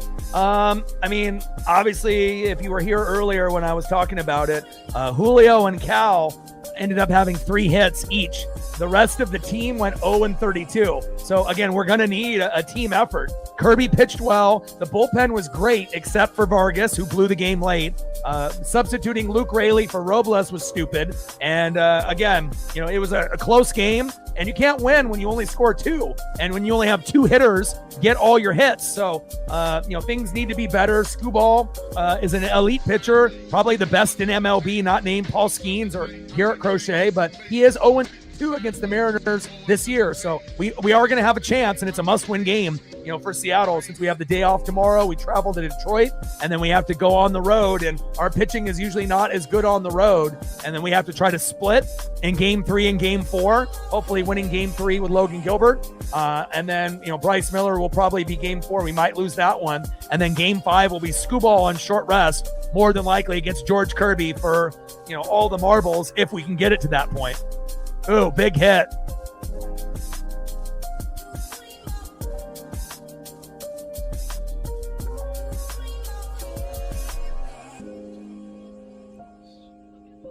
Catania in the building. What's good?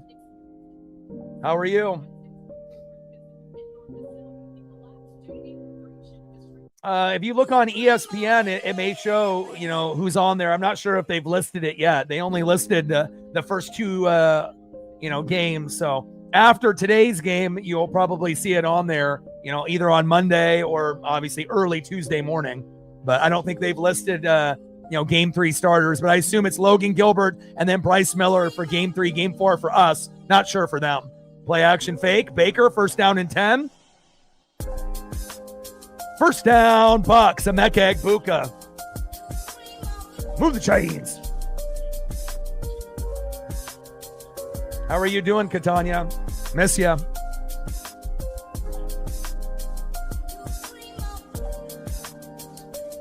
Great game here between the Buccaneers and the Hawks. Both 3-1, both hungry to win this game, both wanting to go to the playoffs.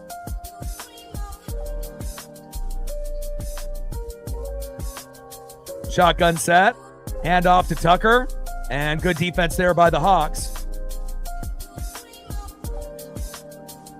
Sean Tucker from Syracuse with a short to minimal or no gain.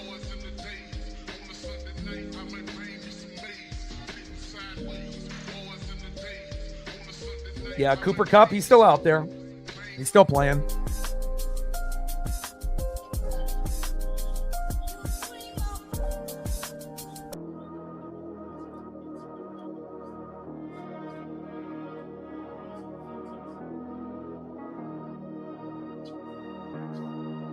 We need to get some more rushing yards going here.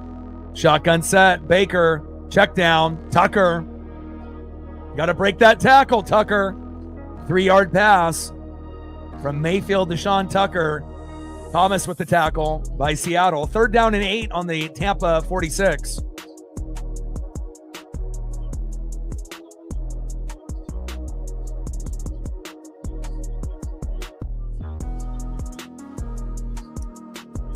Appreciate that. It's my boy Brooks Beats, an up-and-coming producer here in Oregon. So anyone that's got a dream and goals, I will support. And, you know, it's not too many people that have dreams and goals and, you know, try to achieve them. It's, you know, a very hard thing, but I will always support my friends. Nice catch right at the first down marker. But we do have a flag on the play. Nice catch there by Chris Godwin. Illegal formation.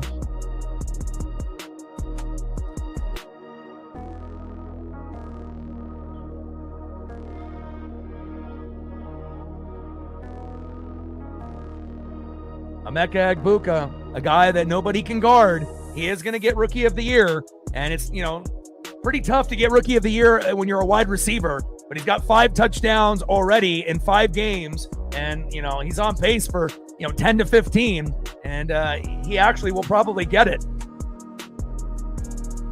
Let's go, baby. Third down and 13.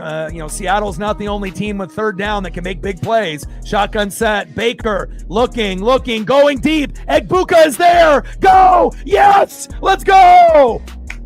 Boom! First down, Emeka Egbuka. 57-yard catch. Unbelievable. Almost rolled into the end zone. And again, there's nobody in the league that's going to be able to guard Emeka one-on-one. Look at that. Broke his ass off. Wow, what speed, what hands, what vision. Emeka has got all the tools. He plays like a 5-year vet as a rookie. Unbelievable. First and goal at the Seattle 2. Let's fucking go. And there's going to be a lot of Egbuka jerseys sold after this year and moving forward. We have our new Mike Evans, our new wide receiver 1. Unbelievable. Handoff up the middle. And got plunked and tagged real hard there at the goal line. Nice hit there by Jones. And then we got flags coming out. I think that's a necessary roughness on Seattle. They're pissed that they gave up that big play.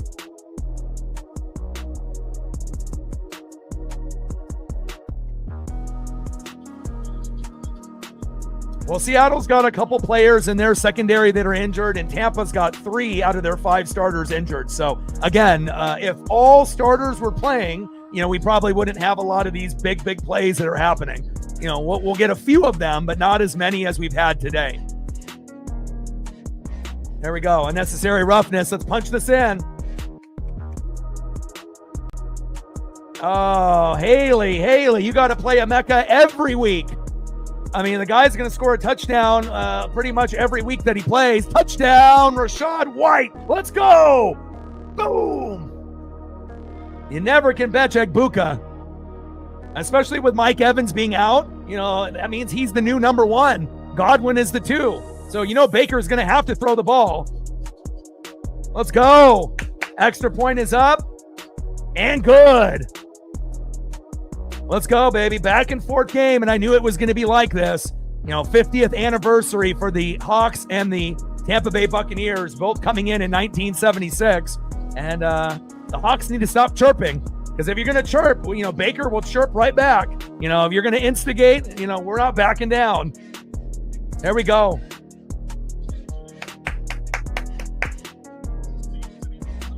And again, the route running and the intelligence. And again, I saw interviews with Baker and Bruce Arians and, the head coaching staff. And they said they haven't ever really seen a wide receiver as a rookie be so intelligent.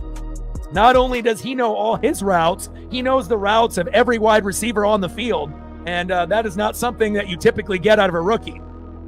Someone that is, deep diving and watching more film, going through, more of the meetings and actually retaining a lot of that information, not just worrying about what his job is, but also knowing the job of everyone else on the offense. And that's what a true leader does, and again, with Mike Evans being hurt and Godwin being hurt, Jalen McMillan being hurt, we needed to be able to draft another wide receiver to be wide receiver 1 after Evans might retire after this year. And again, we definitely got the right one. Now, we know that the Carolina Panthers have a pretty good receiver over there, but he ain't Emeka Egbuka. Let's go. 28-21 Buccaneers.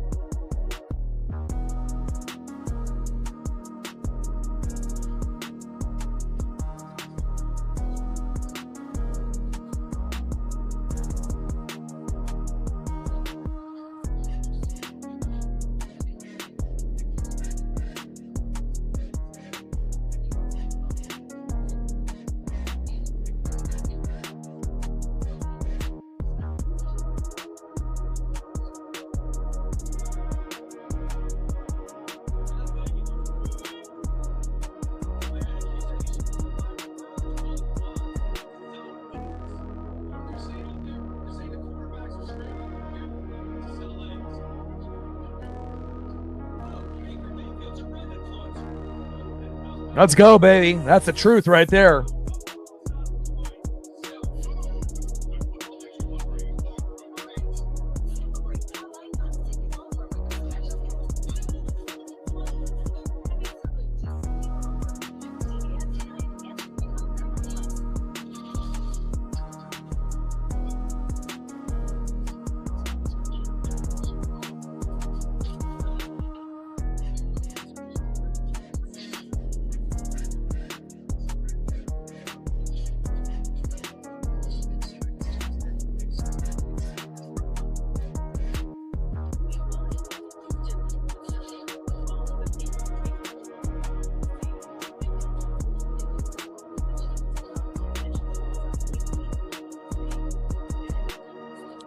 Nice job, Emeka. I mean, I knew Mike Evans was going to be special watching him at Texas A&M with Johnny Football, Johnny Manziel. So I already knew that he was going to be an amazing player for the Bucs back then. And I knew Godwin would be great for us as well. And it's just nice to be able to see how good the Tampa Bay front office has been, in the Jason Light era, and when you look at, if you have a good GM and you have good head coaches and good coordinators, it really does make everything fall into place. And we have the most guys drafted starting on offense and defense out of any team in the NFL. Again, if you can end up retaining, 70 to 80%, of your guys that you draft, not just getting guys in free agency from other teams, that shows that you're hitting on your draft picks. And Tampa has been one of the best in the NFL with drafting in the last few years. Good return here by the Hawks.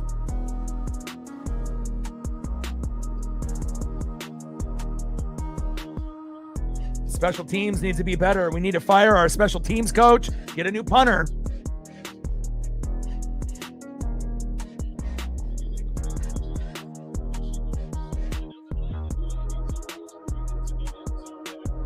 Yeah, that's why it's so important to look at the injury report when you start and bench guys on fantasy. They had a couple guys that, we're going to be out. Obviously, Tariq Woolen has been getting torched this year, but Witherspoon, obviously inactive. And then we have three guys, Morrison, Isian, and Dean. So obviously the passing game is going to be opening up for both teams. Halfback toss. And this is the end of the third quarter, 28-21 Buccaneers. And obviously, if you're Seattle, you want to make sure you keep exploiting the secondary, so again, you want to have a balanced offense, but if you want to win this game, at some point you're going to have to keep going to JSN or Cooper Kupp, or, you're going to have to find those guys, but again, you don't want to just throw it every single time, because obviously at some point, our beat up secondary will make a play with like Antoine Winfield Jr. and whatnot. But 28-21, end of the third quarter, and a very good competitive matchup here. But on top of, the similarities with a couple guys out in the secondary, even though the Bucs have three and the Hawks might have two, but they don't have Kenneth Walker III out. They don't have JSN out. Imagine if those two guys were out. They wouldn't be able to compete.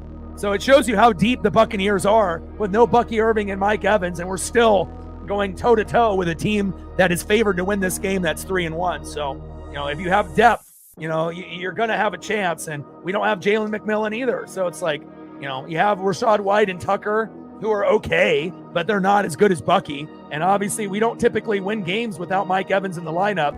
But hopefully we'll be able to hang on and find a way to get the dub here in the fourth quarter.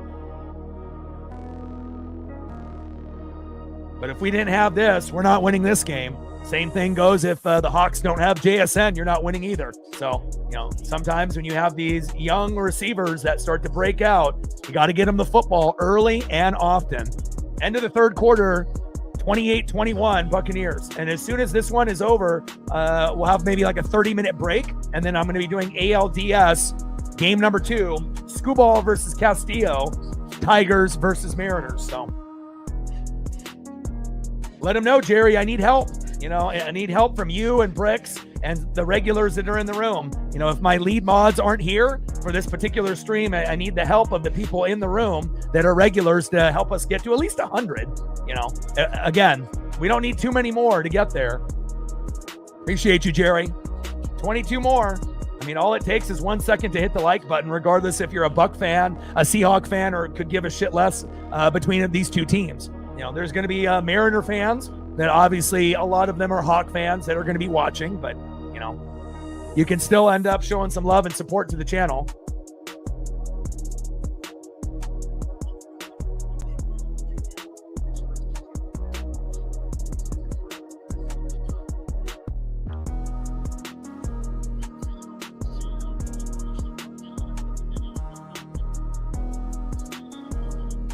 And maybe if we would have had a donation from a Seahawk fan, maybe they would be up. Just saying. 28-21 Buccaneers here in the fourth quarter. Let them know, Ray. 2nd down and 2. Darnold, play action fake. And Darnold keeping it down the sideline with a positive gain. But that's going to be holding.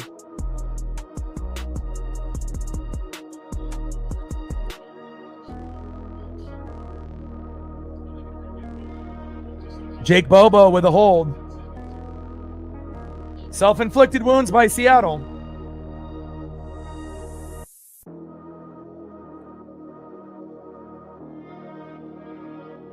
And I love this matchup with these uniforms. Hopefully this will be a tradition. Whenever the Hawks and the Buccaneers play each other, they got to bust these unis out.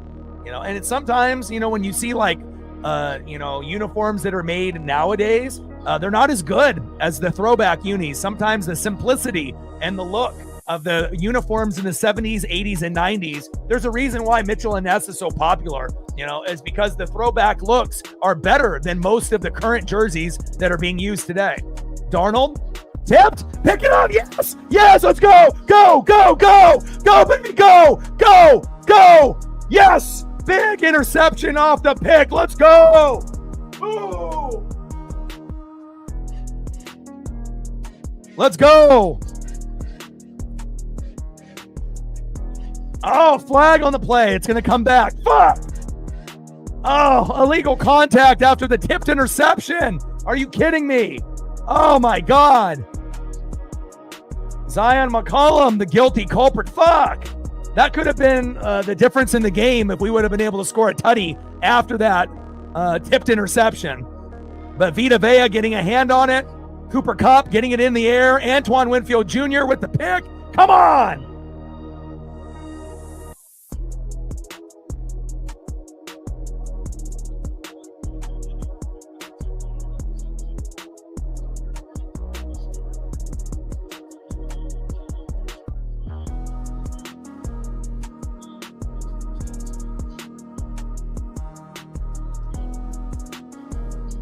Charbonnet in there with a 7-yard gain.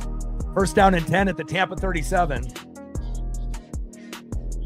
Yeah, if we would have scored a touchdown after that pick, if we didn't have the penalty, it might be too much to come back from. I mean, that JSN and Cooper Kupp and Kenneth Walker III, they got plenty of weapons where they can strike quick. But if you have a 14-point lead in the fourth, I don't care if it's the Bucs or Seattle, you're probably not coming back from that. So, second down and 6. JSN in motion. Handoff up the middle. Charbonnet. First down, Hawks. There's been a lot of penalties in this game, too.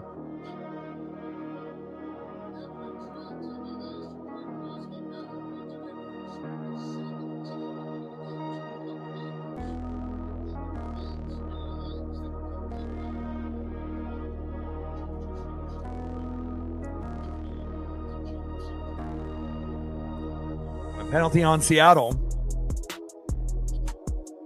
God, can we quit it with the penalties? Golly. So many penalties on both teams. Charbonnet, 12 men on the field. Self-inflicted wounds by Seattle. Not only on offense, but on defense as well. I mean, if we get penalties with our secondary, I'm expecting it. 3 out of 5 starters out, of course. You're going to exploit that. They're going to get burnt for PI and holding once in a while. Darnold. Get him. And a nice tackle there. Walker with the catch. Short gain.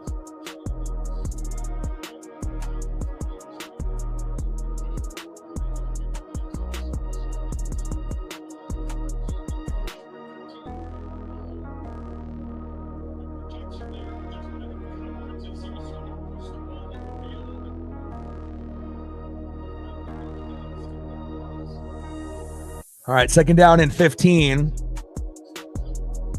About 12 minutes to go here in the fourth quarter. Bucs up by 7. Darnold and Baker having great games. Darnold looking. Pulling a bootleg, rolling to his right. And caught.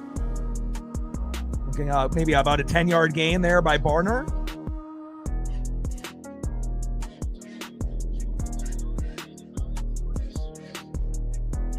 Third down and 6 here by the Hawks. Plenty of time for this game to kind of go back and forth. But again, one big fumble or one big pick, by either defense could be the difference.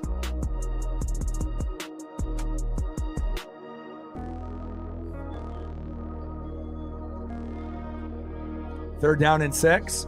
Shotgun set for Darnold. Darnold steps up in the pocket. Got a man. Wow, what a catch by JSN. 1st down, Hawks. Move the chains. Great hands by JSN. You know, they got themselves a special player on Seattle, just like we got one with Emeka Egbuka on Tampa, but even bobbled that and still got the toe tap with the toe drag swag in. Wow, JSN, you're incredible. 1st down and 10. Throw to the sideline, caught. Torrey Horton with the catch there. 7-yard gain.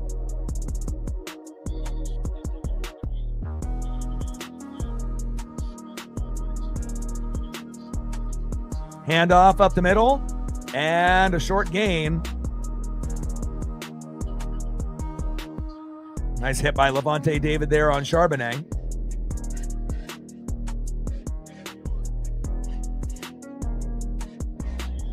Go Bucks, let's go.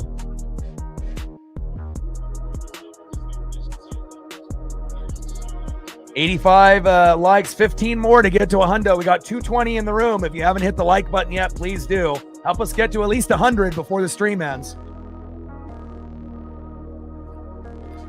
3rd down and 2. Shotgun set. Darnold hands off up the middle and gets the 1st down. Move the chains.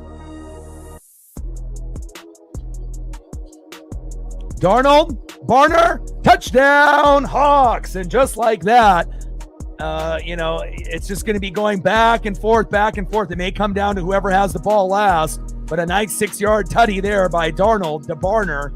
And now it's 28-27 Buccaneers. Extra point is up and good. Let's go. JSN and Emeka Egbuka with over 100. They're both playing amazing today. And again, if I, you know, had some healthier guys, you know, maybe it's a little bit different, but you know, both secondaries are getting exploited bad today.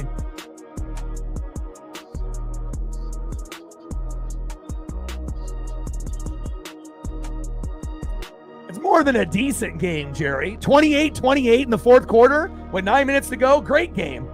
I mean, how many other games that are being played today are better than this right now?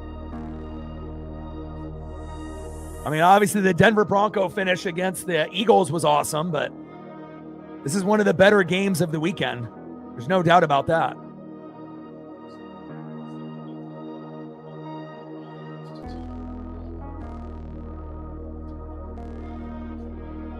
I mean, all the other games that are being played today are lopsided except Broncos-Eagles and Panthers-Dolphins. Niners-Rams, that was on Thursday night. So, I mean,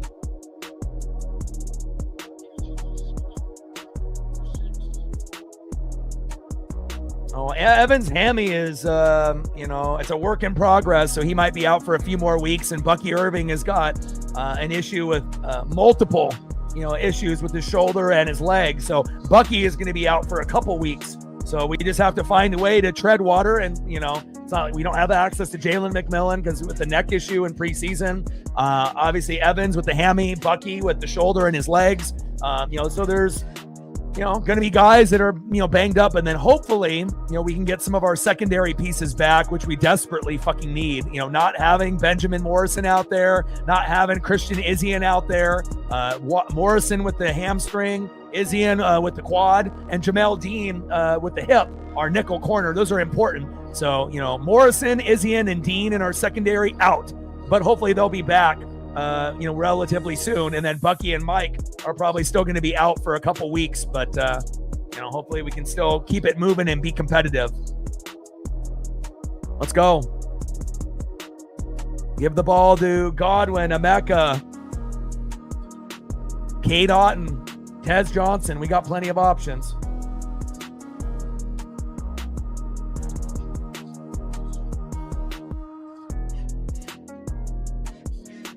Yeah, so people are being stingy with the like because I root for the Bucks, not the Hawks. Is that what it is? Well, you know, if the Seahawks had the Legion of Boom in 1995, then I would have been a Seahawk fan, but unfortunately they did not. So you can't blame me for not having a connection to a team, you know.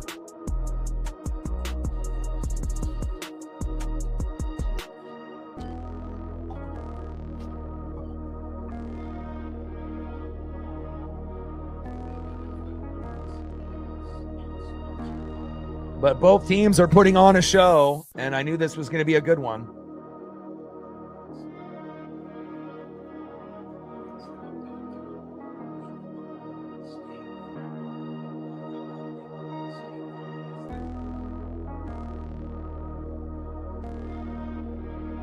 All right, we're at 111. Let's see if we can get to 150 before the stream ends.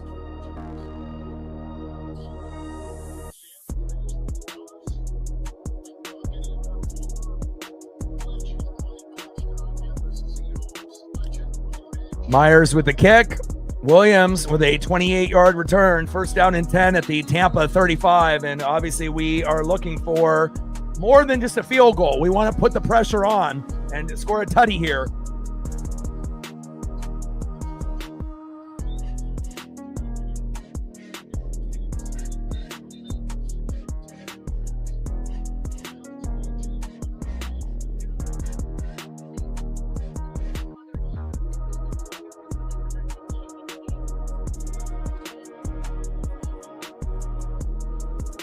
Yasha with a $2 holla. Appreciate you, Yasha.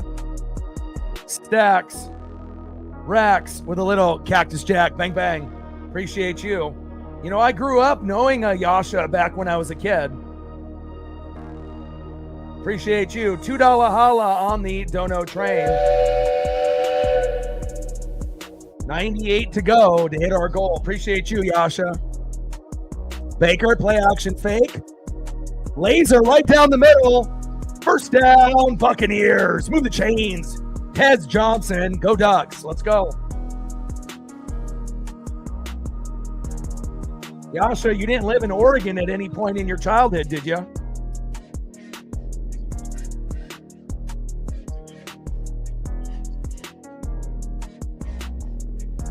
Mick Foley's doing a comedy show in Portland. No, I did not see that. Nice 17-yard pass by Baker to Tez, who's getting an opportunity to play since Mike Evans is obviously injured there. Baker, Rashad White, 14-yard gain. Let's go. 18. Let's go. First down and 10 at the Seattle 34. Let's go.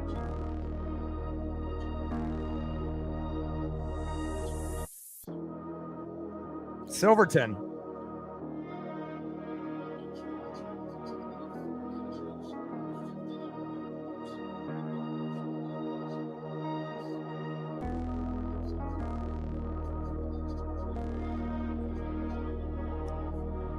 Baker, and obviously if you were going to run a little check down screen, we got the blockers downfield. Rashad White breaking one tackle, two tackles, and that's a beautiful play there. Let's go, Rashad. Keep feeding him. White off the left guard there, 2-yard gain. Tackle by Murphy and Williams. And Emanori obviously was injured on the previous play. Hopefully Nick is okay. Big stiff arm there by Rashad White, who's very good at that. Second down and 8 at the Seattle 32, 28-28, Buccaneers and Seahawks. I mean, both defenses are banged up a little bit in the secondary, so passing games have been incredible by both Darnold and Baker, but something's got to give.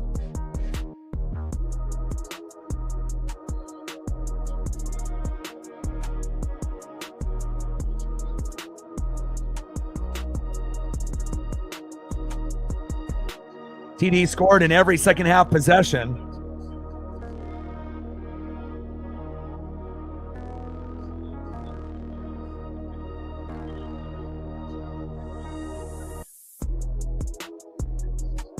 All right, timeout is called.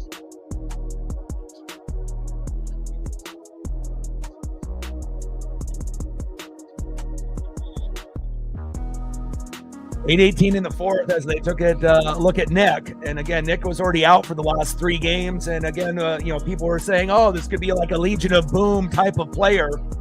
And it definitely looked like it, if you actually watched, him in college and, how he fits into the scheme, because we obviously know McDonald came from the Ravens and he's trying to implement kind of a Raven type of defense. And Emanori obviously fits that to the T, but they need him to be healthy out there, to be able to make the plays, because obviously you're not helping anyone on the sideline if you're hurt. So what a great game here today. And again, as soon as this game is over, we'll be jumping into the ALDS between the Tigers and Mariners. Game 2, Tarek Skubal versus Luis Castillo La Piedra, and I'm definitely looking forward to that.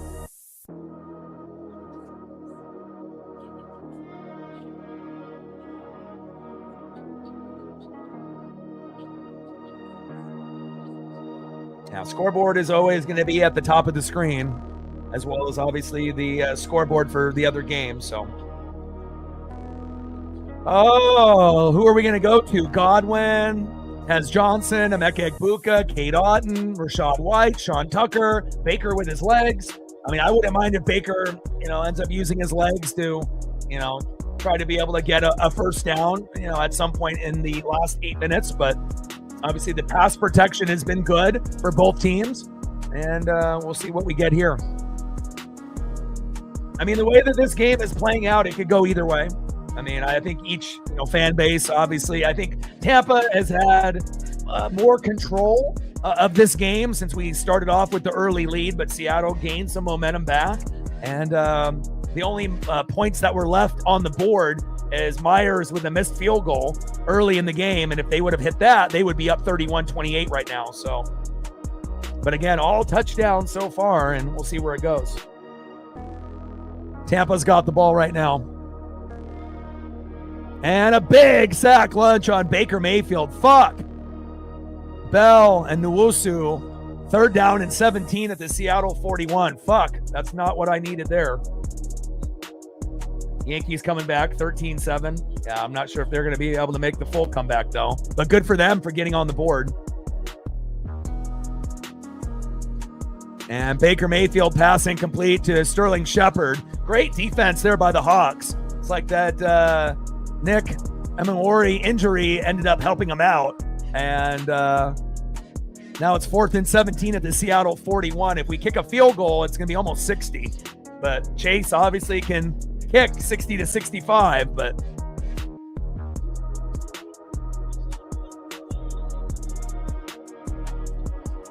great job by Seattle's defense on back-to-back plays with the big sack lunch. It's 12 noon. You know what time it is. Time for a sack lunch. Yum, yum, yum, yum, yum. And they ate up Baker there. And then the next play, incomplete towards that sideline. And Bucks are going to punt because the field goal is too far. And down by Hayes at the Seattle 1. Let's go!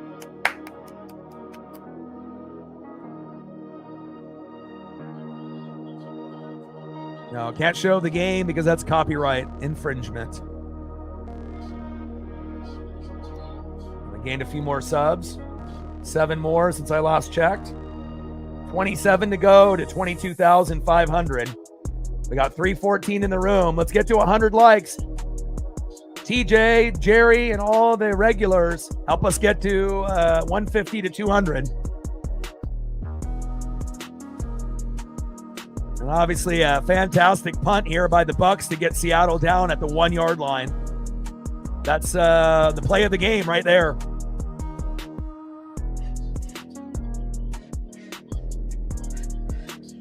Nice job by Riley Dixon.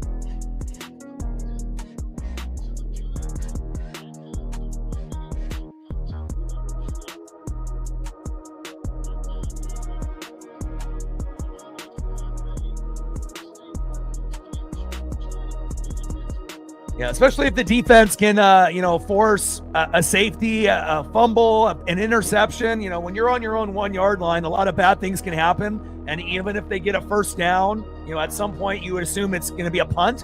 And then the Bucks will get the ball at the 50. And then hopefully we can find a way to get the game-winning touchdown. 25 for 28, 309, 1 touchdown for Baker, 24 for 28 for Sam Darnold. Unbelievable game for both quarterbacks. Offensive lines have both played well, but the secondaries have been kind of bad because they're injured for both teams. Handoff up the middle, and Charbonnet with a short gain of about 2.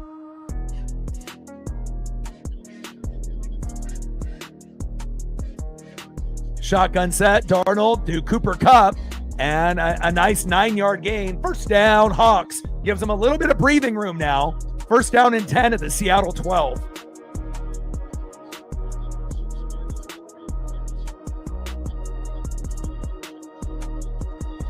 Yeah, I think we can. We're 2-0 against Scooball this year, so it's a must-win game. We don't have any other choice. We have to win. And then we have to try to split in Detroit and have the series come back in Game 5 in Seattle. Scooball versus Kirby. Wow. And off that deflection, how did Cooper Kupp make that incredible play? And again, if we can get that ball in the air, I know we can pick it off. We just can't have a penalty. But great job by Cooper Kupp. And Walker rumbling and a bumbling, 22-yard gain. Antoine Winfield Jr. with the tackle. And a big back-to-back first downs here by Darnold and company. First down and 10 at the Seattle 34. Can somebody get a stop on either team? It's not really looking like it. They got 2 secondary members injured on Seattle. The Bucs have 3. And again, they've been getting exploited in this game pretty often. Great job there by Kenneth Walker III. Great vision, great run, great balance, great agility. And that gives the Hawk fans a little bit of life here on first down and 10 at the Seattle 34. Great job.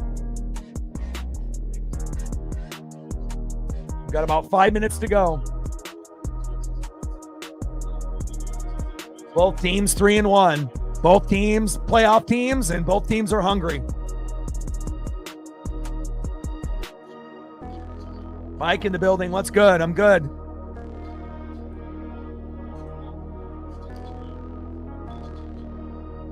And Darnold looking.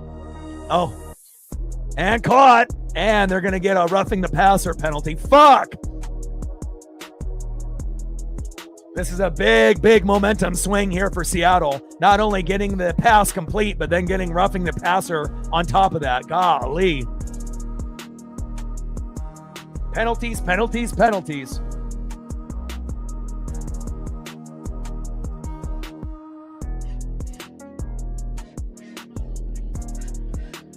Big roughing the passer penalty. Yeah, but it's like nobody's going undefeated. Philly, Buffalo, at some point you're going to drop a game.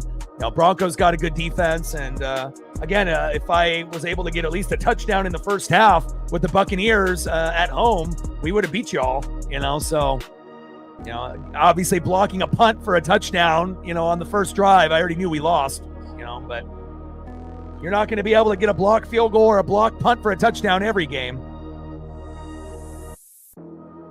But they still look like, the best team in the NFC right there with Detroit. And I feel that the Bucs are kind of in the mix as well. First down and 10. Darnold hands off up the middle. Jesus, tackle him.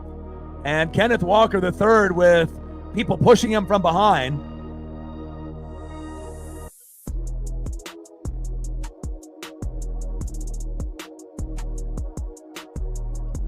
Big 8-yard gain. Tackle.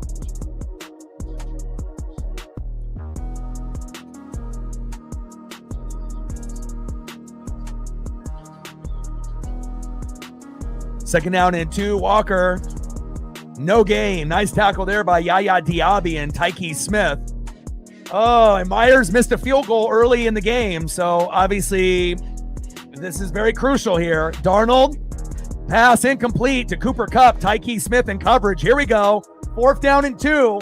So now Tampa can force a field goal attempt, but do you trust Jason Myers? He already missed one today. You probably have a better chance of getting the first down if you use Darnold, if I'm being honest, with all the injuries with our secondary. But will they trust Myers to give them the 3-point lead?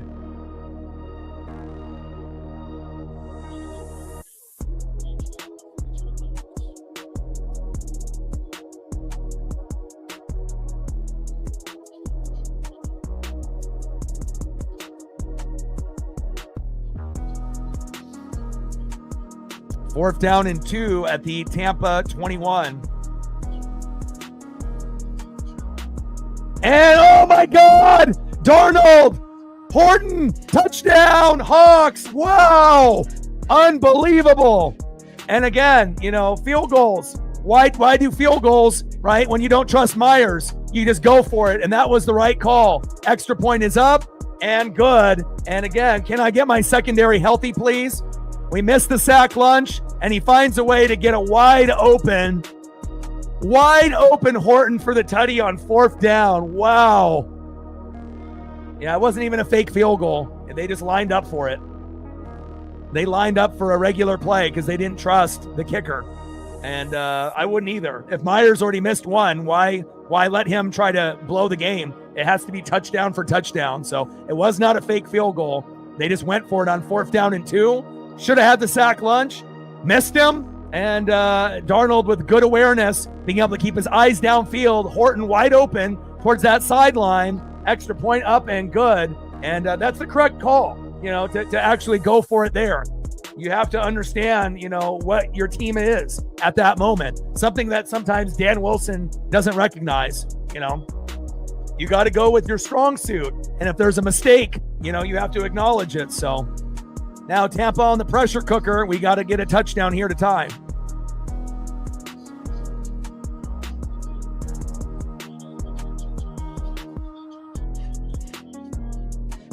Nice drive by the Hawks.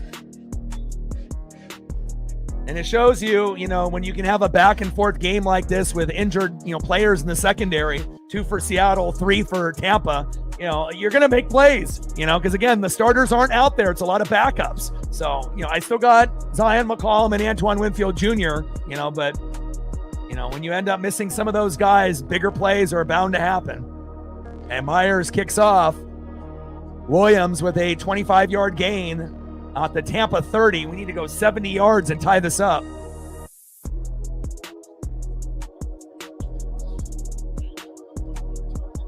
Yeah, look at the numbers. If you look at all the games that are played, today, this is the most entertaining. Besides maybe the Broncos-Eagles, and they didn't score as many points. So, I'm a defensive-oriented fan, but I can still appreciate, amazing plays on offense. But now Baker Mayfield has to do it again, trying to come back from behind. Shotgun set, Baker, Emeka Egbuka, 25 yards, 1st down, Buccaneers. There we go. 1st down and 10 at the Seattle 45 with 2:50 to go. Let's go.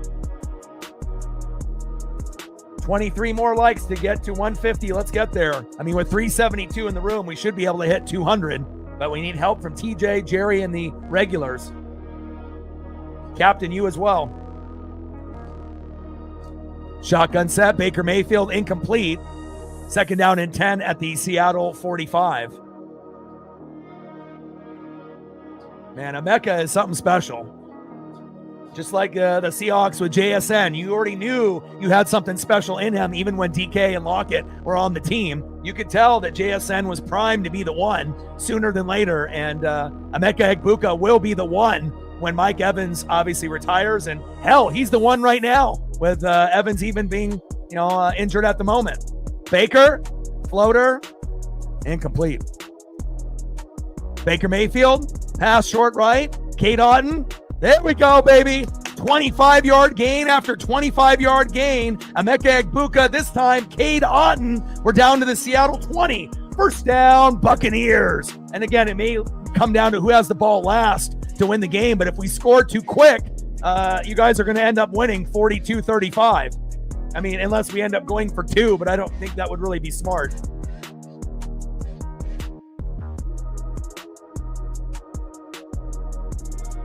And that's the 2-minute warning. Let's go.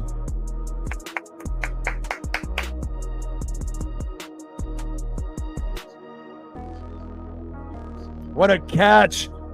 And what great yak yards for Cade Otton there. Defense is having breakdowns on both teams today. But again, I had a feeling this was going to be the most entertaining game, not just because of the uniforms alone. Again, both teams came into 1976 into the NFL, and they got some of the best throwbacks in the game, period.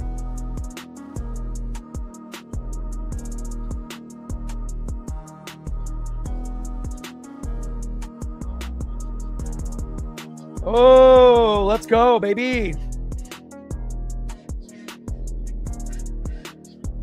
Yeah, but also, too, with Darnold, you have to realize it's all going to depend on how good the offensive line does. Kubiak's obviously game planning has been great for you guys in preseason. It's carried over into the regular season. But obviously you need a strong running game with Walker and Charbonnet. Offensive line needs to do their job. And there's plenty of weapons, for him to go through his progressions. And, again, sometimes you end up dropping a game that you think that you should have won. Seahawks week 1 against the Niners, Buccaneers versus the Eagles last week. I think we both would agree that we both felt like we should have won that game. And, we're both 3-1. We're both playoff contenders. We both could win the division. And, again, this is a great matchup, of two teams that are kind of being overlooked. Obviously people are giving the Packers and the Lions and the Eagles love, but again, we got something cooking, in Tampa, and same thing in Seattle, and again, it's very back and forth here, and we'll see what happens in the last 2 minutes.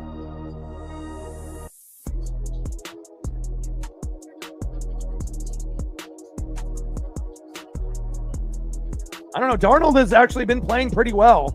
Obviously, as you were coming into the season, you thought, okay, if the offensive line doesn't play well, Darnold is not going to be a very good quarterback for this team. But the offensive line has actually done a pretty good job. They've addressed the position the last couple years. Zabel, great draft pick up front. And again, you got plenty of weapons, to make it happen. And, Geno definitely got kind of a bad rap, because he won a lot of games. And yeah, he lost some. But again, if you have the second worst offensive line in football while he was there, you can't expect him to win every single game. So for all the Hawk fans that were blaming it on Geno, what you needed to do is blame it on the coaching staff and the offensive line. I mean, how many teams with the second worst offensive line? Hell, you could even have Josh Allen, and he wouldn't be able to be as productive if you had the second worst offensive line. So again, Geno actually did pretty well, all things considered. And Darnold is doing a good job this year with an improved offensive line, as you can see. Baker Mayfield, short pass to Emeka Egbuka. Here we go. 9-yard gain. 2nd down and 1 at the Seattle 11.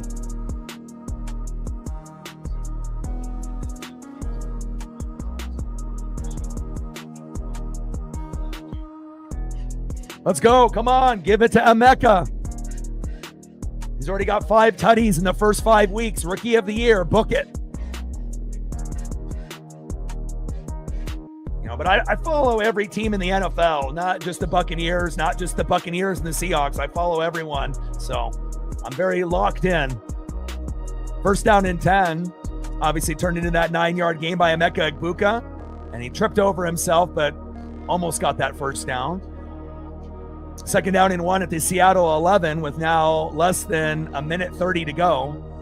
You got a minute 15 to go, and now we're getting into the point where the time is going to be a factor, and we want to try to leave Seattle with as little time as possible.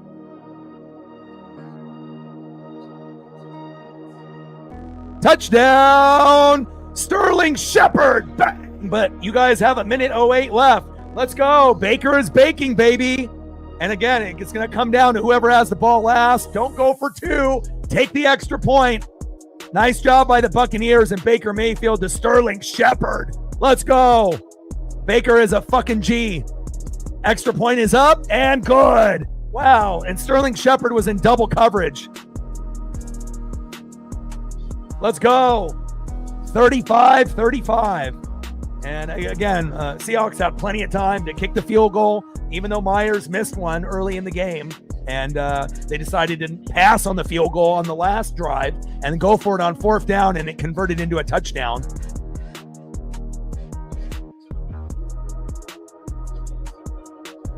Oh, baby.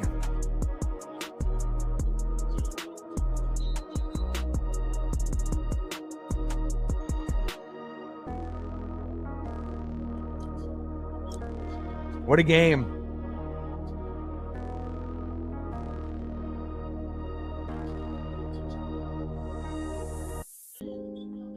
What a game. I had a feeling this would be the best game of the week, not just because of the fashion purposes, with the throwbacks, 2 of the best that have ever existed. But, again, with injuries in the secondary for both, kind of felt like it could be a shootout, and that's exactly what we ended up getting. Great job by Sam Darnold today. Great job by Baker Mayfield today. Secondaries have been picked on, to say the least. It's definitely made an entertaining game here this Sunday afternoon. And Again, we should be done within the next 20, 30 minutes or less. And then unless we go to OT, we'll see where it goes. And then the Mariners play at 5 o'clock, a little after 5. And we will be doing that for the ALDS game number 2. And McLaughlin kicks. And a nice 20-yard return. First down and 10 at the Seattle 23.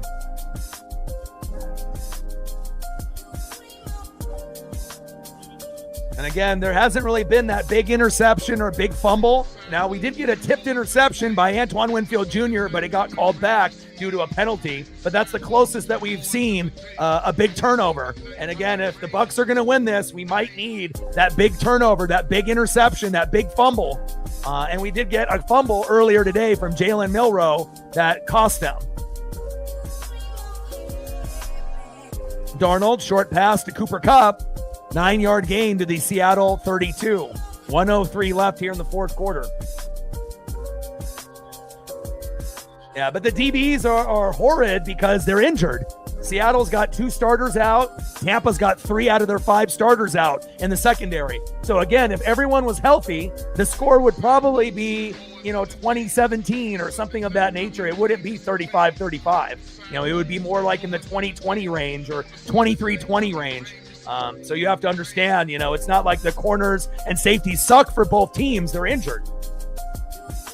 That's why we have a 35-35 score right now. First down and 10, obviously, and we got that catch there by Cooper Kupp.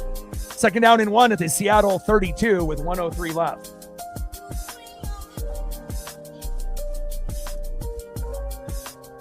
Enrique obviously has been getting torched, so it's not really him. Spoon is more of a factor, but we got Morrison, Izzian, and Jamel Dean out. Interception! Let's go! Let's go! Let's go!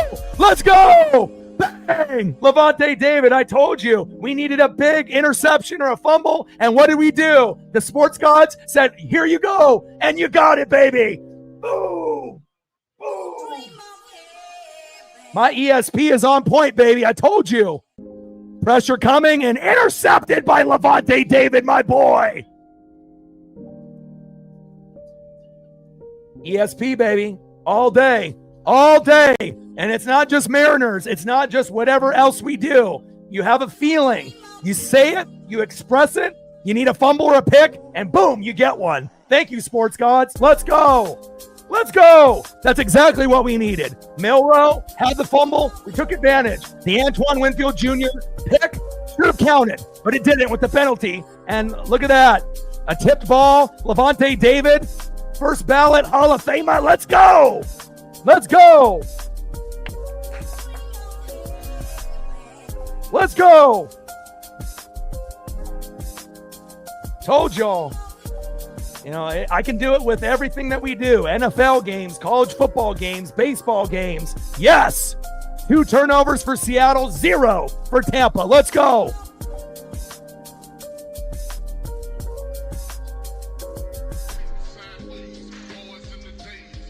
Hell yeah. Baker, hands off, up the middle. And timeout by Seattle. And we got a kicker that can kick 60 to 65 in Chase McLaughlin. So obviously kicking a field goal to win 38-35. Kind of seems like that's what they're going to go for unless they end up getting the tutty. But Baker Mayfield, let me tell you, this guy is special. Lamar used to be the best running quarterback, but not anymore. It is Baker Mayfield. And, that gutsy, confidence that he has, keeps us in every game that we play.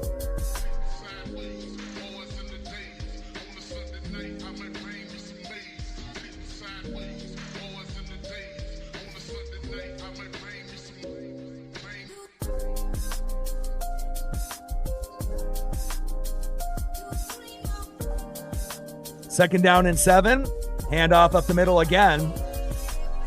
And another timeout called. That's timeout number 2 by Seattle.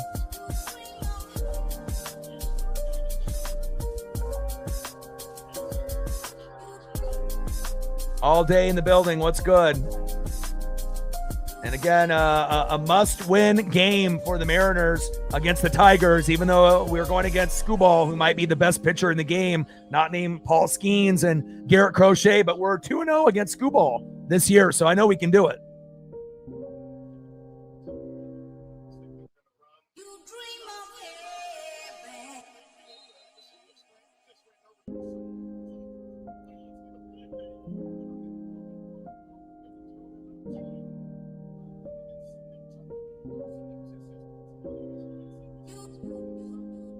Third down and 7.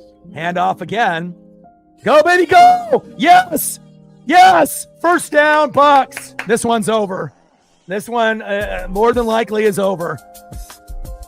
Final timeout called. Big run right there. And you thought maybe Baker would use his legs, or maybe possibly throw the ball. They decide to run it. Great blocking up front by the Bucks. And Rachaad White does not go out of bounds. Smart football IQ play.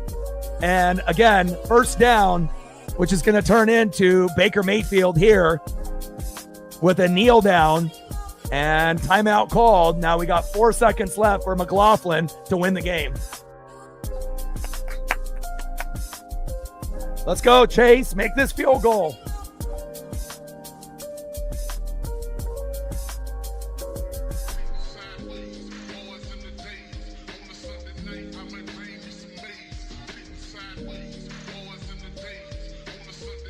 Should have won last week against the Eagles, but when you give up a punt block for a touchdown, on your first drive, you already know you're fucked, right? But again, we held Philly to 6-7 points in the second half, but we only scored 2 field goals, in that first half, and we're down by almost 20, and we made a big comeback. And again, you got to play clean. Field goal is up, and it's good. Let's go. Let's go. Final score, Tampa Bay Buccaneers 38, Seahawks 35. Yeah! Ooh.